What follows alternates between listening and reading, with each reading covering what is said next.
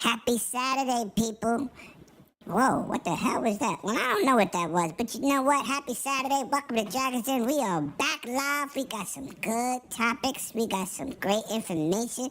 We got some blasphemy. We got, Little Lemon is in the building. Uncle Lemon's over there doing something crazy, but we got Cousin Mad in the building from Fun Speculation. And Bloody's here. And we expect a Cerebral Paul, too. So let's listen. Let's get into these topics. Y'all already know what it is. We gonna get it lit. It's Saturday. It's 6, so it's Dragons Den time. See y'all. Let's get it.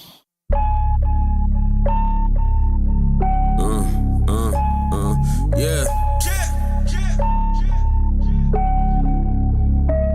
It's him. You're now tuned into the dopest. It's him.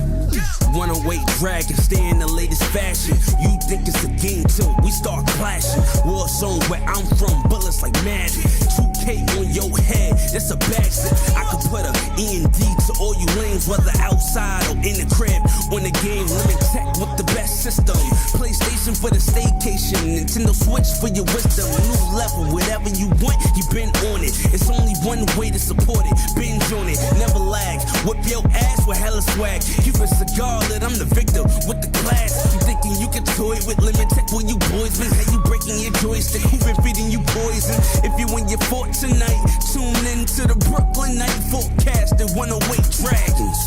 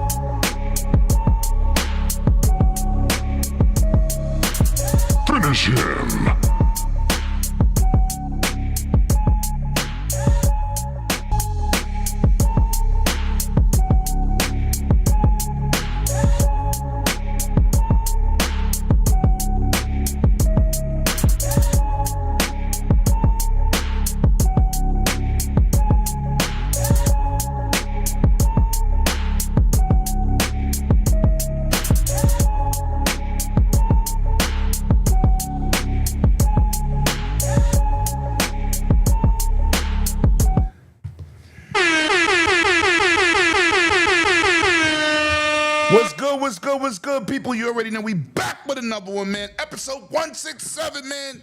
Listen, hit that like and subscribe. Let's get people involved. You already know what it is. Where Brooklyn at? Where Brooklyn at? You already know Where Brooklyn at? Where Brooklyn at? Lit, man. Y'all already know what to do. Share it out. like and sub. We got some special people in the building. Of course, we got our regular. We got a regular because other regulars ain't here. But let me get Paulie in the show correctly, man. Because he out here stunting with his new weave. So we got to get him definitely on. He got to get him in the show, man. Let me see here. Where you at, Paulie? Where you at? All right, that's good. Paulie Fro activate. Let's go. Now he's live. Shout out to Paulie, man. I've done that. I should find the old pictures of me with a fro from the 70s. I had that Brady Bunch afro thing going on. Yo, Mav, I think this drink is a little too strong. What'd you make? I made some Tito's and juice, but I think I put too much Tito's. I might have to throw some more juice. There's no such thing as too much Cheetos, man. No. I got to host the show. You don't want me like, you know what just happened over there? And start slurring. You don't want me like that. I've been like that before on the show, though. I had to be like, whoa, hold on. I like my boy 100. Anyway. Let me get to my panel members, man. This guy hasn't been here for a minute. He's a classic like Reebok. If you know what that means, you from New York. That's 5411s. He's from Fun Speculation. Got great opinions. He used to have 3 shows. Now he just dwindled down to 1. And he's coming off from not being healthy. But you know what the best part about this guy is? He's a Dallas fan. And he's still pissed off about the Luka trade. It's my man, Mav from Fun Speculation. Welcome back, bro. How you been? What you been playing? How you been feeling? Well, I know how you been feeling, but talk to me. How you been? Oh, man. I've been playing a lot, dude. But yeah, things been good. We've been just getting a lot of stuff done around here lately. Daughter started high school, so that's been a thing, I feel old now. I know, man. It's crazy. But yeah, she started high school, so we've been getting a lot of stuff done around here. But yeah, game has been crazy, man. There's been a lot to play lately. But I've been kind of getting back in an old groove of some of my sports games that I used to be in back in the day.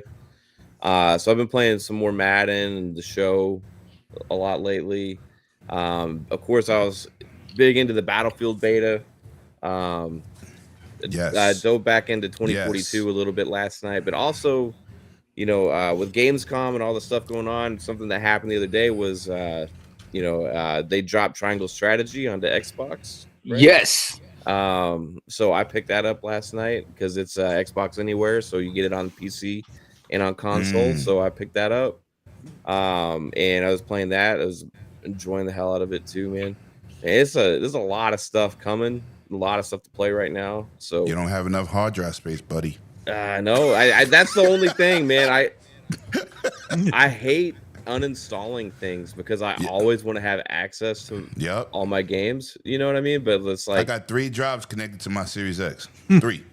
Yeah, and then sometimes I'll install things because I know I might want to play it. Right. Yeah. Later.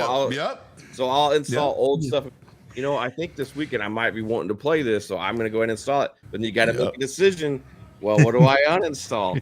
And then it comes around, then your buddy maybe playing that thing that you just uninstalled, and he's like, sends you in, like, oh my god, what did I just do? Now I gotta wait. There are some things I always keep installed, and as soon as I uninstall it, something comes up, and I want to. It's like, oh. Yep. Sometimes DLC or something is crazy, man. Yeah, it's sometimes I think just having the game there on your like installed games is like a comfort thing. It's like if you install like Halo Infinite because it takes up a lot of space, right? It's like I need to have that installed because I need to know I can hop into it anytime I want. Yeah. I don't understand Halo. I mean? That's blasphemy. Yeah, exactly. So it's like you got it. There's like some things you just gotta leave there. Yeah, no matter what. That Call of Duty Battlefield. Exactly. For me, it's Red Dead Redemption 2. I always leave it on there because I always like to go back to it. Well, at least you can play Red Dead Redemption on an external hard drive. You don't need. That's not as certified, so you're good. No, but two you need on the main one. Yeah, that's right. Well, they're about to come out with an update for that officially, finally for next gen. Yeah, finally. Yeah, after all this time. Damn time. Yeah. But man, that game is glorious on PC, dude. Oh my god. No. Maybe we can get some real HDR this time instead of that 8-bit fraudery. Maybe. Anyway, well, that's awesome. That's awesome. You've been playing a lot, man, and it's definitely a pleasure to have you black. I said have you black. Have you back, my brother. Damn. I'll be black. I done turned Mav into a black man. God damn. That's funny. Yo, let me get to this member super chat, membership chat. Am I reading? It looks like, hold on. Let me get this right. Oh, wait. Back from the dead. It says, member for 12 months. Oh, it looks like I hit 1 year as a member. Wow, that's crazy. Hopefully you got pineapple for Paul and stale animal crackers for Mav. Now, Mav, what the fuck is Back talking about? All right, so way back in the day when I started, right? Because Back's been there from the beginning. I think it like member for like 4 years or something almost. It was crazy. Super supporter. So yeah, super supporter. Yeah. So Yeah. I forget. I was streaming a game, and I forget what I was streaming, but I think it was early in the days when sometimes you have like one person watch or whatever, right? And I think I forgot I was streaming, and I just like sat there and I just started just plowing down animal crackers during my stream.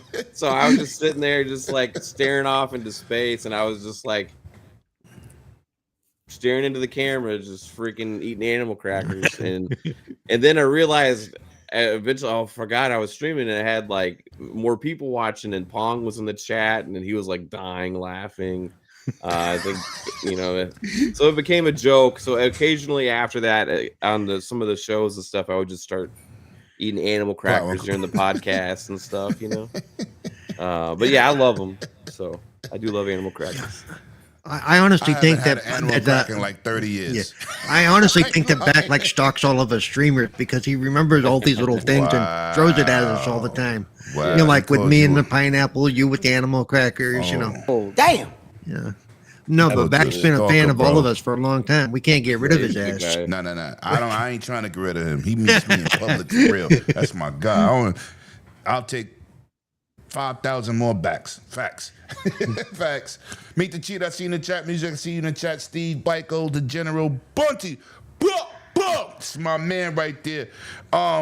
If I missed anybody, I'm gonna try to get to you. And of course, fuck you. And if you like that thumbnail art, my man, fuck you, did that for me. And I'm keeping the one with the dog bottom because when I add people to the show, like you see Mav, I put Mav in the right hand corner. His symbol showed up nice, so it won't conflict with the colors that you did. You did a great job with that. Appreciate you, fuck you. Music is in the building. Stanley is in the building. Let's go. Cheetah, what's good, man? Now this dude needs no introduction. Y'all know he been on the show multiple times. Y'all know I call him the Wolfman Jack of podcasting. It's my man, Cerebral Paul. Yeah, but now my hair ain't long, so I ain't no longer Wolfman Jack. I'm just, Oh, it'll be back. Give it a month. It'll be, I know. Hey, everybody, how's everybody going? How you been? What you been playing? I actually haven't been playing much, but I did after the discussion last night. I loaded up that new game, that's on Game Pass. Prince of Persia? The one where you clone yourself and stuff, the survival game. Oh, okay. Well, I can't remember what it's called, but it's pretty good so far. I'm having fun with it. Altars. What's that? The altars? I don't know what it's called. Hang on. Hey, I'm an old man. I just played the game. The altars. Yeah, the altars. Yeah, that's what you were saying. Yeah, the altars. Screen. I didn't read what the game is. Yep. I'm just playing it. Yep. and I put a bunch of hours into Grounded 2 the other day as well. Okay. And let's see what else. I loaded. I had that 10 because of Game Pass Ultimate. Hey, I'm a fan. I have 10 hours of Madden NFL 26. I'm not sure I like the changes they've made of that so far, but we'll see what happens. Okay, it's not a game you're gonna say I really don't play it because I can't play it. No. Well, no, because with the Madden game, with all the Madden games, I do the single player stuff. I just don't play against other people. Yeah, I don't play none of that shit. I play online only. That's probably why because I mean, I try, but I'm not good at it. I get frustrated. Right. So why would I do that to myself? But I enjoy the game itself when I like it. You know, He said, Mav, this is from back from the day. He said, Mav, we met through Crispy Bomb before you had a live podcast playing Soul Calibur and Mortal Kombat. This dude Yeah. got a super memory. Yeah, he does. Like, back then I was only doing a pre-recorded show, and I was just trying to learn to stream way back then. And yeah, I met a bunch of people in the community, like playing games and stuff. Like, Nuke Nukem would have his thing where he'd play on the weekends and Yeah. stuff, and then sometimes just like we'd hop around and meet different people and whatever. Yeah, as I think that's how you and I met doing the gaming stuff with Noof, because I was co-hosting that stuff too. So Yeah. Shout out to Noof. All right. Well, look who decided to pop their ass up today. Man, this dude been a regular since I started this show. He come on here, he got earrings in both ears down to his hips, tattoos, he eat scorpion lives. You know what I'm saying? Like, this guy's different. Only guy I know that wears shades that reflect to nobody because he's in the room by himself. It's my man. My little last of the Mohicans, brother. Bloody Knuckles. What you been up to, son? Man, you already know what it is. It's your boy Bloody Nux, man. It's good to be back. I was like, I know I had to step away the past couple weeks, had some things going on. Still got Weeks. some. Let's go on a year and some change. I mean, you're not wrong overall. Who's Yes, counting? I've been counting, Mav? Inconsistent co-host. Who is counting the days and months? I'm just saying. I was like, y'all don't understand how many times I got a call from this man or a text from this man say, "Hey, fool, are you free? Can you do something?" I'm just like, maybe. He's like, nah. He's like, I need a yes or no, son. And I'm just like, all right. I was like, nah, but it's good to be back. As y'all can see, I'm actually all set up and back in my office doing things the right way that they supposed to be. So Facts. it's good to be back with everyone, man. I was like, just catching up on all the games I've been missing for the past year. I was like, Darkest Dungeon 2 was one of my games that came out right on console right before I left and had to step back. And I've been playing a lot of that. Monster Hunter Wilds, I've been all over. Black Myth Wukong finally launched on Xbox this week, so I jumped into that. Of course, Wuchang Fallen Feathers. Got Helldivers 2 coming out on Xbox, and of course, Gear Reloaded next week, man. I was like, not to mention all the other games that just released throughout the year, man. I've just been playing hella catch up. But it's good. It's good. It's fun jumping back and being in front of the camera, talking with you guys, doing what we do here every Saturday and everything else. And of course, getting back in the groove of streaming and entertaining the people. It's been a while, and it's been a hell of a ride, but it's good to be back to be doing what I do.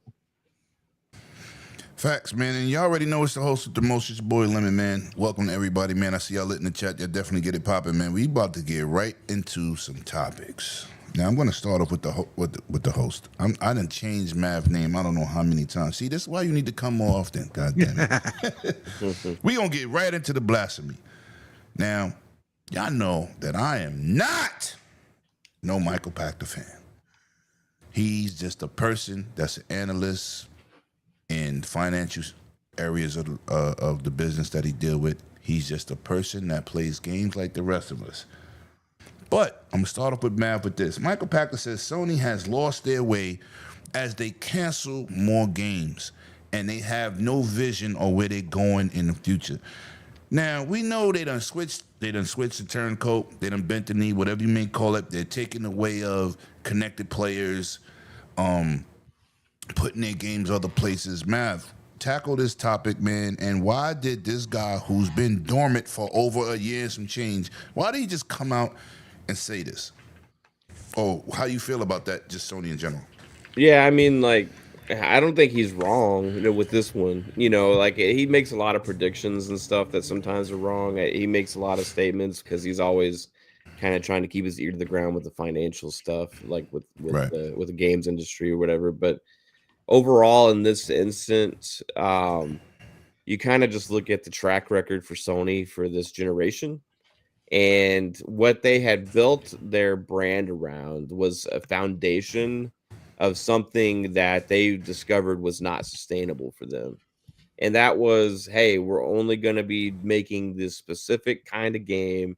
We're going to be only producing these single player, third person action adventure story based games that take a really long time to make. They're super expensive. And I think early on this gen, when those games weren't selling like they used to, right? They were like, oh, well, this is not necessarily going to be what we can build our brand around. And they started making that pivot. But I think part of the mistake is they have some idiots in charge over there or something that's just like, hey, let's just completely change everything all at once, and let's make all of our studios that don't know how to make these games all of a sudden make live service games because we need to make more ongoing income, right? We need Facts. to make more money off of our games that we sell. We need to increase our, so we've built all these studios up to do one thing. Yeah, let's make them do something else. And then, they brought in Bungie to help with that. And then they were like, oh, this actually sucks. We don't actually like this anymore because it's expensive and it's also losing money. And oh, by the way, we realize that the games that we're making in this style also suck. So we need to cancel all those right now before they come out, because the one that we did put out, Concord, was a travesty and couldn't even last 2 weeks on the open market because they didn't even have enough people to fill up one server. Can I say something? Can I say something now? Yes, sir. Because you dropping bombs. We don't try to bring up Concord. It's relevant in this situation. I'm just It is. I'm teasing you. Yeah, no, it's a hard pill for many to swallow that thing actually happened. I mean, that's the most disastrous game release in the history of gaming. What Redfall sold about 1.5 million, and they called that a flop. You know what? You can still play it. Yeah. If you choose to play Redfall, you still can. Yeah. Wait a And minute. it was in Game Pass. Hey, 1.5 is a Redfall was never flop. bad though. No, but it wasn't. But hold on. If 1.5 is a flop, what is Astrobot? Good question. Oh shit! It's a tax write-off. That's what they're gonna call Yeah. it. Funny you bring that up because we talked about that before. For me, it's about the number of consoles out there compared to percentages sold and played. So yeah, Astrobot is Shout out to music with the facts. Astrobot, Go ahead, what it finish, is, man. I'm sorry. it's a marketing tool, right? It's like, hey, we can make And this. I think the game is awesome. Don't get it messed Yeah. up. But if you're gonna call one thing a flop, keep the same energy. Yeah. Yeah, and That's I the point don't- of me bringing that up. And people in the Outer Worlds 2 will get great rave reviews, and it'll sell it won't sell 20 million Right. copies. People are going to call it a Right. flop. It'll sell 10 times more copies than Astrobot. Whatever. People always are moving the goalpost on what matters with games when it comes to, oh no, it's a niche thing. It's okay that it doesn't sell as well because look at it. It's got 90s. Oh, but hey, it's the 70 something, but hey, it sold 20 million copies. That's all that really matters is how much money the companies make. If a game's good, it's good, and we enjoy it. That's all I care about, right? Like, at the end of the day, like Sony doesn't know exactly what they were wanting to do. I think, like, this goes back to stuff I talked about when it happened. I think Jim Ryan saw the writing on the wall. I think he knew he put them in a horrible situation with the moving everything into games of service. And then after the whole Concord fiasco, after all that stuff happened, he hightailed it out of there, right? Then we all of a sudden saw all of these other studios' games get canceled. We only have one big AAA type in-house PlayStation studio game a year.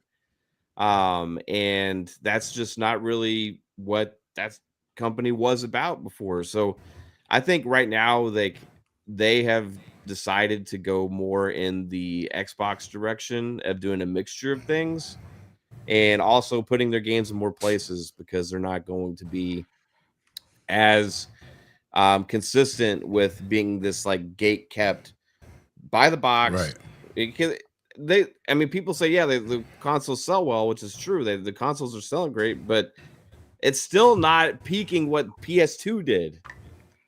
right? So like, if you want to talk about how great consoles sell, well, they sold better 3 generations ago, and They that's also not was a cheaper. right, but that's not a way to grow business. You know, like I mean, you raise the price, you can't match what last gen did or gen before that because the consoles are more money, and they're going up. It's not going down. Shit. It's a way to grow your user base is by selling them a console, and that's the only way, right? Then Not no it's more. never going to grow beyond That's what right. the highest peaks Yep. ever were for PlayStation, right? Yeah. Now they can Yep. make more money off of each individual user. Which is Right. still don't equate to shit. That's why they keep releasing 4 versions of the same freaking game. Yo, Yeah. listen. Yep. Yeah. I made a video the other day. Sorry to cut you off. I made a video the other day about people pocket watching. I said, I work hard to play hard. Right? We support our hobby, but we're hardcore here, right? Most of the dudes come on the show is hardcore gamers. We are the first step to something being successful. The casuals carry it through the rest of the generation. What kills me about the people that cry and debate, no matter what the fuck you champion for, the non-paying dudes is the one that's dominating, not buying shit. It's not us. They need about 30 more million of us. Because the casuals don't buy shit. Sony been putting out first-party games the way they've been putting out, and people was buying them. And y'all not buying them shits no more. These numbers are horrible compared to any generation. And when you brag about a game doing 3 million after fucking a year, in this day and date, that was a big AAA title. Mav, come on, we know that's bad. Yeah, and I think what we've seen actually, as even despite all the detractors and everything, like subscription gaming is actually kind of helping these companies stay with good revenue, recurring revenue, because they can count on that money coming in. You know, so like the Game Pass model has been really working for Xbox as they're also selling games. Fucking right.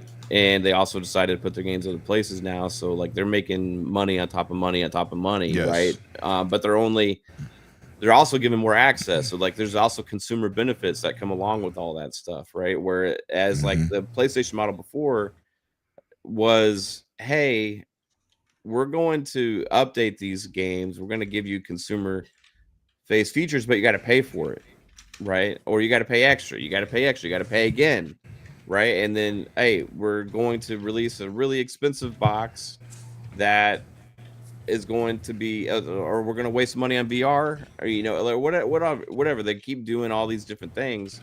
And I think when Hiroki Totoki took over, after Jim Ryan left and he was put as an interim, right? And he was doing his little tour of the studios and all that stuff. His main comment that he kept and he took away that he made public after that was like, hey, these guys are great at making games, but we suck at business. Yeah. And that's pretty much what he said publicly, man. And like they have not adapted to the new ways. You really and I hate saying this because it's like I'm kissing Phil's ass, but Phil said this in 2016, moving into 2017, and everybody laughed at that dude. And now we talking about connected players. Xbox got 500 million, they got 125. But I got another question I'm gonna add on to your situation that I want you to answer. You talked about games as a service, right? Yeah. And we seen stupid ass people, big name outlets. Oh, it's not sustainable. Fake ass market analysts. Y'all don't know what y'all talking about. And I'm probably the only dude that says we need to stop saying that shit because y'all have no clue about the math every month. And I just gave a synopsis number, and it was like $3.7 million. Oh, excuse me, $7 billion, right? And people say, yo, you crazy. And then it comes out it was $5 billion. So yeah, you're right, I was wrong. It's more. But I want to ask you this. Sony has their own version of Game Pass, which is absolutely terrible. And I'm going to tell you why. How you take your own games out your own service? So how you feel about that? If they want to be successful, don't you think they should sustain the Spider-Man 2s in there instead of, oh, you could play for a month, and oh, that shit is going tomorrow? How you feel about that? it's been one of my things that drives me the most crazy with gaming conversation. Is anytime anything negative happens in the industry, it's like, let's have some random people jump out and make some comments about Game Pass, and then news media just gravitates around just some random people's comments, like Facts. devs that don't Random. like it or whatever. You just say whatever, you know. And Or it's like, one it doesn't media freaking dude says, matter. I cancel Yeah. my subscription because you get free codes, dumbass. Yeah, or Christopher Dring that had come out and be like, I was going around having drinks with a bunch of people at this last game Oh, festival thing, and then these people said that, hey, Xbox is, they're not invested as much into Game Pass. They're starting to move away from it. I think it's a failing model. And then comes out with this latest report that when Jason Ronald was doing his interview the other day, Xbox just paid out more than ever before to devs for Game Pass. Shout out to my man Jason Ronald. That's my brother. Yeah. I rock with him. So, like, the thing with PlayStation was like, I get that. I get that they didn't want to move into it, like, like dive in full fledged right away. But whenever people come out and they start talking about all this nonsense, it's like they don't look at it from the perspective of the consumer. Like, everybody's always talking about it from the perspective of like business or what's good for the industry and all these other kind of things. Like, what's good for the industry is what's good for the gamer. The more people that play and the more people that are engaging in the content and accessing the content is what's going to actually grow the amount of players that are playing these games. And Game Pass is the service that by far gives the most value out of any other service out there when it comes to subscription gaming. And PlayStation is nowhere near. And I think overall, if you compare them to a bunch of other subscription services, I think they have a decent value there. But man, you compare it to Game Pass, where you're getting day and date games, it's nowhere near the same amount of value to a consumer. Yeah. So whenever those conversations happen, I'm like, why are people going after the company and the product that is giving us the most? Why aren't we going after the ones that aren't giving us the most? No. And ask them to give us what the other companies are. Provide the better service. We're but gamers. no. This the thing. This the thing, Mav. They've been hating Windows since '95. It's like built in your DNA to hate Microsoft, and they giving you the best value. Because if you took out Halo out of, even though I purchased it, if you took out Halo out of your own service, I got a fucking problem with that. Yeah. Can I speak to that real quick since you brought up that side of it? I honestly think that Sony treats their service like a trial. They're like, here, try Spider-Man for a month and we're going to yank it. But hey, if you really like what you were playing, now you can go buy it. And they don't offer you a discount, Oh, shit. But I think they're hoping that the players will turn into buyers. And that ship sailed a long time ago. You know what just sailed? Their fucking egos. Yeah. That was crazy. I think eventually they will be doing more like what Game Pass does as they're in more places and as there's have more different varying kind of games. But I think like they were so stuck in that old model for a while that they were just afraid. And I remember them talking about, we tried it with Horizon, was it Horizon Zero Dawn or something like that? We tried it and we ended up thinking we lost money on that title. So you put one old game in there and you selling less of an old game for a period of time, and that's your way of judging the long-term success of a subscription service? What are you, freaking morons? That's not how it works. It's like you draw people in by putting new things in there and actually having it accumulate over time, right? Facts. Like where you have this attractive library that benefits gamers to want to dive in. And the more different things you have, the more attractive it is. It's not about one game. It's never been about one game. It's about a library of consistency. Well, because even Microsoft has put in stuff that didn't do well, but it's not like they gave up. They didn't go. No, but it's like it's not one hit a quitter. Call of Duty didn't do nothing for Game Pass. Obviously, they did at $5 billion in revenue. Yeah. Obviously, it did. And what I hate is people constantly, like Mav said, you got somebody say something stupid and then Twitter go lit. And I'm like, are y'all dumb? You didn't see anybody that matters say some crazy shit. I'm not going to talk about it. I'm not going to say, oh my God, here we go again. Game Pass is not successful. You know, I don't care if it's successful in terms of finances because I benefit from the services. I benefit. Do you care what Netflix is making per movie they put out? No, the fuck you don't. You don't care. You just don't. You just want to watch a good movie. So why, when it comes to Xbox, oh, are they making money? Motherfucker, are you making money? You get what I'm saying, Mav? Like, what are we doing here? I think these gamers, being that the internet has gave a lot of idiots voices, I think they don't even have an identity on who they want to be as a gamer. Because this is ridiculous. I think that people just get caught up in like wanting the companies to be the most successful and profitable instead of like focused on like what's better for us. Like facts. When the companies do something that is very consumer focused and friendly, or that's a good value, we should be applauding and praising that and asking for more of that, not attacking it, saying it's too good to be true. Like let's go, give us more of that. That's what we should want, you know. And like it's such a backwards thing for like these ex-executives, right? That are ex-executives, right? Or like developers last week, man. that aren't taking advantage of the model, and that's completely up to them. But if they're not doing it, it's not forced upon them. But like anytime somebody puts a comment out there, it becomes the biggest talking point and rally cry against Xbox and Game Pass. And it's like, why not go after the companies that aren't giving us that value?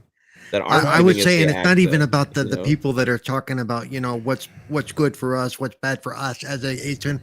They're more selfish. Oh, I don't like that because it doesn't help me.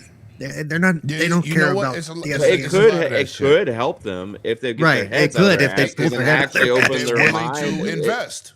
Like try something different. You know, like be open to the fact that this company is changing the gaming industry, and maybe it's not a bad thing, right? Maybe it's not a bad digital thing. age. We're in a digital age. If you're not in a fucking, when the last time you bought a music CD, Math? Oh man. Thank you.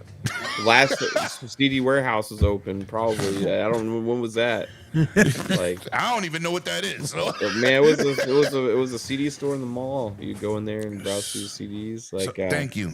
Like Sam Goody kind of, right? Oh, okay. But things change, right? Things change. Yeah, Blockbuster. And if you don't change, right? If you don't change with the times, I mean, motherfuckers still got GameFly. You ain't mad at them. Mm-mm. You're not mad at them. You're renting shit and sometimes put on a waiting list because you want play. You want to play COD. So you got, this game will reach you in 3 weeks. Not with digital. That shit is straight to your doorstep. Yo, listen, I just left GameStop, right? And I was talking to the girl, and she was like, yo, we ain't had a customer in here in like 5 hours. You like the first guy. I said, what? She said, nobody hardly comes in here because everybody's buying digitally. Could you imagine? A few hours ago. Could you imagine going into a Blockbuster in the 90s or into the early 2000s, whatever, and they only had old games? They didn't have any of the new games that came out. Facts. Could you imagine how much that would have sucked and how like bad that would have been? Like, or movies too. Like, so imagine another video store had the new games. Would people be picketing outside of their stores being like, we buy our games, right? Like, we buy our games. Don't go in there and rent. No, this is horrible. Right, like, right. No, we all just went in there to rent games back in the day because that was a way for us to be able to play more games, right? That's why we did it. and technically, nobody we was all- going after anybody for that. No, but we all hated the dude that was willing to spend late fees and kept that one game from everybody else. Oh yes, man, screw that guy. Yeah. Right. I was keeping track. That thing was due on Tuesday. Yo, that dude I still was got sitting the there game. waiting. He paying late fees. He ain't give a fuck. He wanted to beat it, and when he beat it, that you had to blow into the cartridge 100 times. I was asking them to check the box over and over again. Hey, can you check? Right. It? That guy just dropped something in there. Can you check it? See if it's my Yo, game. this community is disgustingly slow. Yo, they're slow. They don't. One dude told me, "You still play games?" I said, "You know what's the problem with you dudes? Games started with my age group. I continued to be a gamer throughout my life. In my day, the parents was, oh, if you play too many games, you're gonna go blind. I ain't blind yet, motherfucker. That was just bullshit. But this the age you grew up. So don't say when you should be happy to have your parents play games today, because we didn't have the majority of parents that grew up on gaming. They don't even know how to appreciate that shit. Everything is a complaint. But anyway, we gotta move on. Paul, you want to touch on this a little bit more? Yeah, Before I I was go to going to Bloody? say, I think part of what caught Sony and all this, I don't think they've lost their focus. I think they're realizing they need to play catch up. That they got so stuck that they thought, well, nothing's going to change. Nothing's going to change. I think part of that is the same mindset Nintendo has, and I think one day it's going to catch up with Nintendo too. I know Lemon and I think we may disagree on that, but I do think one day with what's going on now, Nintendo's going to go, oh crap, we need to do something. But I think part of it was, I think Jim Ryan is the reason for a lot of the holdback too. He was the one that was so stuck on things aren't going to change. They're going to stay the same. We're going to be great. We're going to be fine. He was the one behind all the multiplayer, crap. You'll notice that's why as soon as he was gone, I don't think he left so much as was asked to leave personally, that things aren't going well. So you know what? I think your time is done. Bye-bye. That a lot of his projects that he was behind got canceled. So I think they realized they need to turn the ship or they're going to sink, and I don't want them to sink either, as we need that competition, but they do need to, we've talked about this before. Microsoft has always been kind of ahead of the game, sometimes to their deficit. They do things that don't really hit until 10, 15 years later. Now everybody's doing it. It's like, so, I mean, I think, like we said, they need to start putting, at some point, they're probably going to need to do day and date. They need to put all of their titles, their old ones especially, like Microsoft does, on their service. And don't put it all at the highest tier. You can only play these if you have the highest tier and give us the most money. Screw that. You want people on your service, you want eyes on your product, put it where your user can get it. So that's pretty much all I got to say. All right. Let me get to this $2 super chat from my brother. Please support this guy. He's awesome. He's a little crazy, but he's awesome. Stop everything. Play my damn theme song. $2 super chat from my boy Pete Limper. And when he dropped in here, my boy Day Reezy came in here. What up, Day Reezy? Shout out to you. Void Rat is in the building. Abacab, I see you. Appreciate y'all for pulling up, man. Please share this out. Hit that subscribe button. Oh, let me get into this member chat. Excuse me. He's been a member for 3 months. I was that guy that didn't rewind. Are you fucking serious? You the dude I hated back in the days? He said, I was the guy that didn't rewind VHS before returning them. And one could say I wasn't too kind when you think about it. Petty Murphy. No, that's my name. I'm Petty Murphy. I am Petty Murphy. I am Eddie Murphy's nephew. I'm Petty Murphy, Mav. You didn't know that, but now I'm Petty Murphy because I'm petty as shit. I don't let people forget nothing. Shout out to my man, Dave Reezy, for being a member for 3 months, and of course my brother P. Lizzy. Bloody man, Michael Pachter back at it, but not a fan. I always said that. Met him in real life, still wasn't a fan. But Bloody, how you feeling about his comments about Sony and their outdatedness and he feel like they're out of touch with their identity? I mean, y'all pretty much all hit up all the topics or everything on this, but I mean, when it comes down to it, this is the one time he's right because Right. here's the thing: is as everyone pointed out, Sony is kind of left floundering because people don't understand what's going on with them. If you look at every aspect of Sony outside of PlayStation, because everyone thinks that PlayStation is all Sony has. No, Sony has multiple divisions. Every one of their other divisions is bleeding money. PlayStation has been their only saving grace, but That's their even then, backbone. they are losing money out on that because they made really bad decisions. Look at what we're seeing now with the acquisition of Bungie. That has been an absolute dumpster fire for them.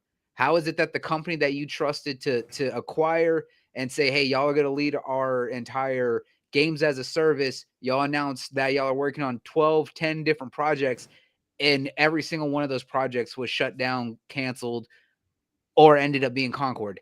I'm just saying, what's going on there? I was like, when the very company that y'all also bought, their project is not even doing well. I was like, it has now hit every major controversy that can be. They said, hey, we're gonna put this, we're gonna wait on it a little bit. No, you're not. You're not gonna touch that. I was like, y'all think that y'all are gonna try and touch it again. No, people are not gonna let you come back to that. The thing is, as you mentioned, Sony and PlayStation has built an entire fan base around one single identity. And that was hey, we are going to make the cinematic single player games that people want. We're going to make you feel all sorts of great. But the fact is that game or that style of game will only carry for so long because you can only do it so many different ways. At some point, you have to evolve. You got to. Microsoft has a game and a studio for every genre. Have they always succeeded? No. Look at all the studios that we've seen recently shut down, and it's been absolutely disaster. A disaster, yes. But the fact is that they keep funding, they keep taking a chance, and say, "Hey, we're going to make different games in different genres and let y'all run away with it." We still have a different style of game. We don't have one single focus between 5 studios. I was like, and the worst thing is that they've had one studio that's carried them on PlayStation side for 10 years. Naughty Dog has been carrying PlayStation since PS4, and the only way they've been doing that is by literally remastering The Last of Us for the past 10 years. This entire generation, how many brand new games has come out from PlayStation Studios? Oh, they've been canceled. They Exactly. They didn't come out. Only one came out. The amount of first party titles that have come out from their studios, you can count on one hand. That's how much that they have done this entire generation. The only thing that has been carrying them is the fact that they were still antiquated by hosting third-party exclusive deals. And people want to applaud them for that. It's like, no. A lot of these titles were wanting to be multi-platform, and those sales got hurt. At the start of the generation, he said he ain't doing that shit no more. So they don't really... Sony really jerking themselves by doing that because Microsoft ain't challenged you with it because Phil said we're not doing that no more. Because it doesn't hurt anyone except for the fans. It doesn't equate to success either. And that's the other thing too. It's like it doesn't equate to success. Right. Like even if you're focusing it hardcore amongst your fan base, the thing is that PlayStation fans are so fickle and so casual that they will buy 1 to 2 games for almost an entire generation, if not every other year. Did you hear the number? 91% of them play Call of Duty all the time. Yep. I said, what the fuck? And I've said Call of Duty on anything. I've said this many times, and we bring up. Everyone wants to bring up the numbers, right? I said this last generation. Look at PS4.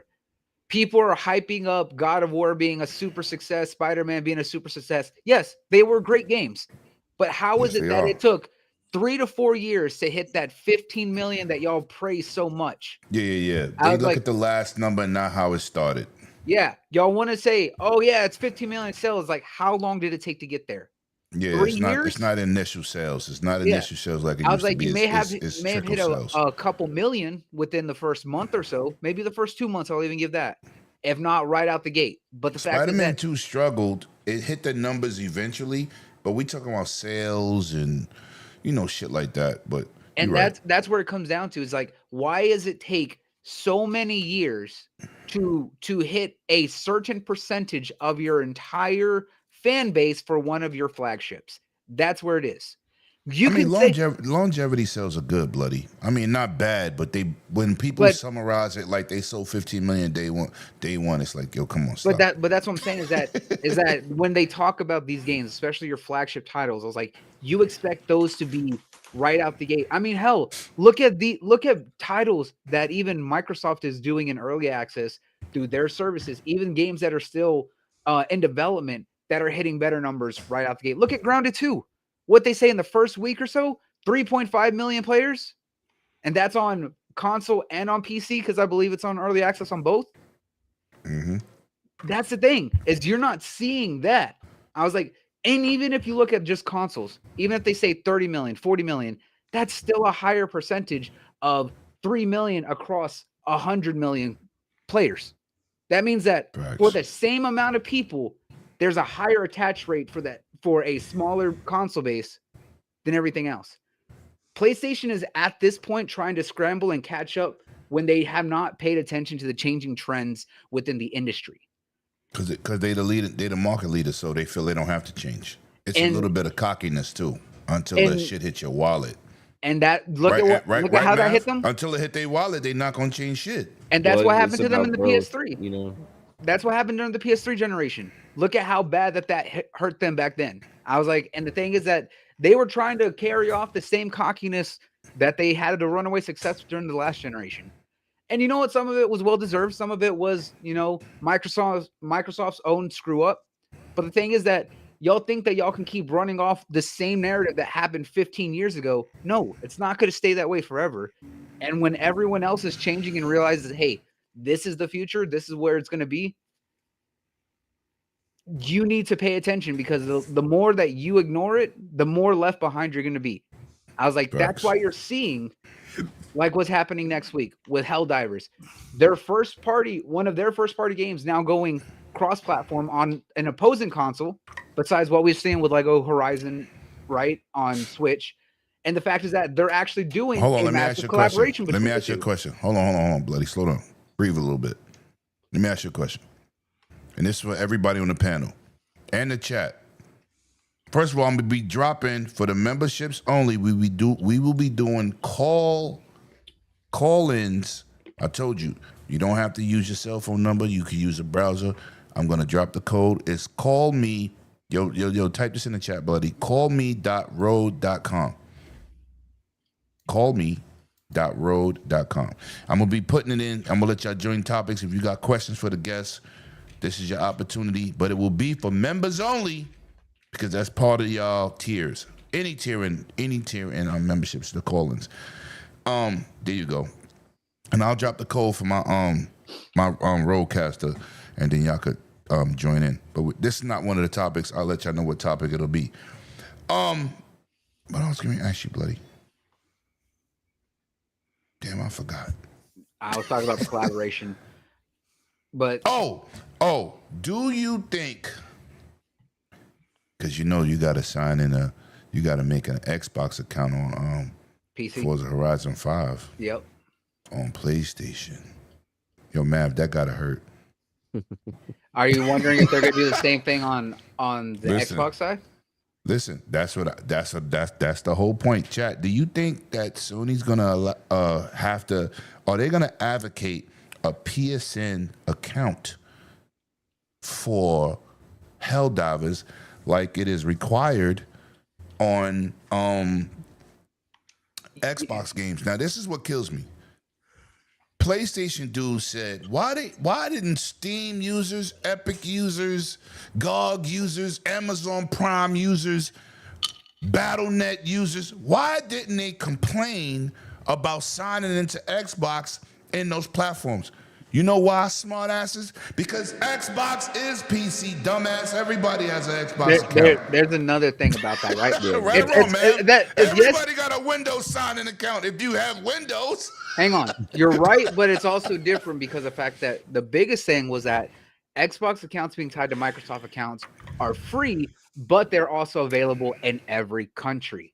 Yeah, PSN was not available in every country. No, and you got to remember what happened last year with the controversy with Helldivers 2 is that when PlayStation was requiring a PSN account Thank you, Paul. for all players. I was like, the thing is that PlayStation was not available in certain countries. So people on PC got locked out of their account because they could not make a PSN account, nor right. could they make accounts in another country. 175 countries couldn't access the game they But just bought. This is where wow. this is what I'm saying is that they may change that because for those who weren't paying attention, they're gonna have to change it, bloody. I know, but listen. I was like, the reason I said that I think that they will require an account because the fact that about a month ago, or maybe it was 2 months ago, they worked with Steam and reversed the lockout changes and no longer required a PSN on Steam, but they also were opening up PSN IDs to other countries for those who were previously locked out. So that's why I'm thinking that they may have a requirement or may push to have people create a PSN ID as a way to bolster those numbers. However, it is still up in the air since I don't believe it's still a requirement for PC anymore. I think part of the difference this time is if you already know that they can't do it because last time what happened was they end up backtracking. They opened it up to everybody, and then if we add this 100 and whatever countries, all of a sudden you guys aren't going to be able to play. That looked really bad. So but this the thing time is at that least they kept it that way for months. They didn't backtrack immediately. They did it for almost. I think it was 2 months or something, 2 or 3 months. You know when they backtrack? When motherfuckers said we ain't playing it. Which was after about 6 months of people being locked out and ask for refunds. Yeah. But listen, we got to move on, man. We got to move on because we got major topics like Gamescom, Xbox handhelds. We got things to do. Listen, man, we got to keep it pushing. So now, this is simple. This is a topic. I like talking about controversy. I don't like talking about politics, but I got to address this. Last week, we talked about it slightly about people on the Microsoft campuses in Seattle protesting over Microsoft contracts with Israel. I don't like politics. I don't know if people right or wrong, but it's coming down to where people are camped out, calling it the liberated zone on the Microsoft property. They're spray painting Microsoft with blood paint or red paint. Listen, now they're getting arrested, right? For defrauding public property. Mav, man. They want Microsoft to cut financial backing and ties, not military or religion ties, just business ties with Israel. Have you heard about this, and how do you feel about it? Yeah, I mean, I've seen stuff about it, but honestly, man, like I try and avoid all of this kind of crazy stuff going on in the world, and so I'm just like, I just want to focus on when's the next Battlefield beta happening. You know what I mean? That's where I want to see my violence. Yeah, look, you know that's what I mean? That's what we kind of did last week. Everybody, look, I just said, you know what? Just in case somebody's interested, I'll bring it up. But no, it's like shit is messy. I think like the world's a crazy place. I don't think anybody knows the answers. I think that social media in general has created more activist mentalities than we've ever had before as well. And overall, some of that can be good. Some of it can be bad. I don't know the right answers for any of that stuff, but facts. And you don't want to offend nobody. And I will say a lot of people that think they do also don't. So facts. Just in general, just people relax, and if everybody just were chill and be like, hey, let's just be good people and everything will be better, right? But that's not the way it is. So. Right. Right. All right. Paul, you want to touch on this? Yeah, I am. I actually, because I am a little political. I mean, if you really follow my stuff. Are. I know. Maybe, no, I'm going to say you for last because my shit is, I ain't getting involved. No, I wasn't going to get political on here. No. You can say whatever you want. I'm saying I know you are political. You probably going to have a deeper answer than the rest of us. So let us go first. Okay. Because your answer is probably going to be more detailed. Bloody, you want to touch on this? I'm kind of with Paul on this. I follow politics heavily. For people don't know, I well, used to work politics. Okay. Let me say this. I ain't got shit to say. I want it to work out. Peace and love to everybody. Yobi status. Go ahead, bloody. I think right now that understanding where people are in this is that Mav's right. We're in a society now and at a point in time where we are hyper connected and more aware of everything going on in the world than ever before. Me too, Void. I would say for those in the older generation, the activists popped up, especially when it came to war, because of what? I was like, Korea, Vietnam, what was known to be the first televised war. We were more aware of what was going on back then than people were ever aware of. Nowadays, we're able to get information and updates within seconds of it happening. And the fact is that there's so much stuff that's come out about Israel from the government side, specifically the president and the extremists who want to forsake certain aspects of history to make themselves always seem like they are wronged and that they're right to do what they do. I understand where the protesters are coming from on wanting to protest and speak out against any company that's providing any sort of support financially or putting anything in those countries. And right now, the way that Israel has so many countries willing to always back them and major corporations providing everything that's going on, when you see everything that's happening out in Gaza and that entire side of the world, I have friends who are from there. I have their families are from there. I was like to say, I understand. And the fact that these people who are willing to, even against their own employers and everything else, find spots and be willing to speak out, I give all the support to them. I'm glad that they're willing to make that stand.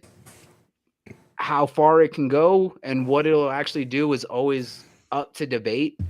But the fact is that they're bringing attention to it and they're willing to take that chance and take that fight. And I'll always support that. Okay. Short and sweet. Go ahead, Paul.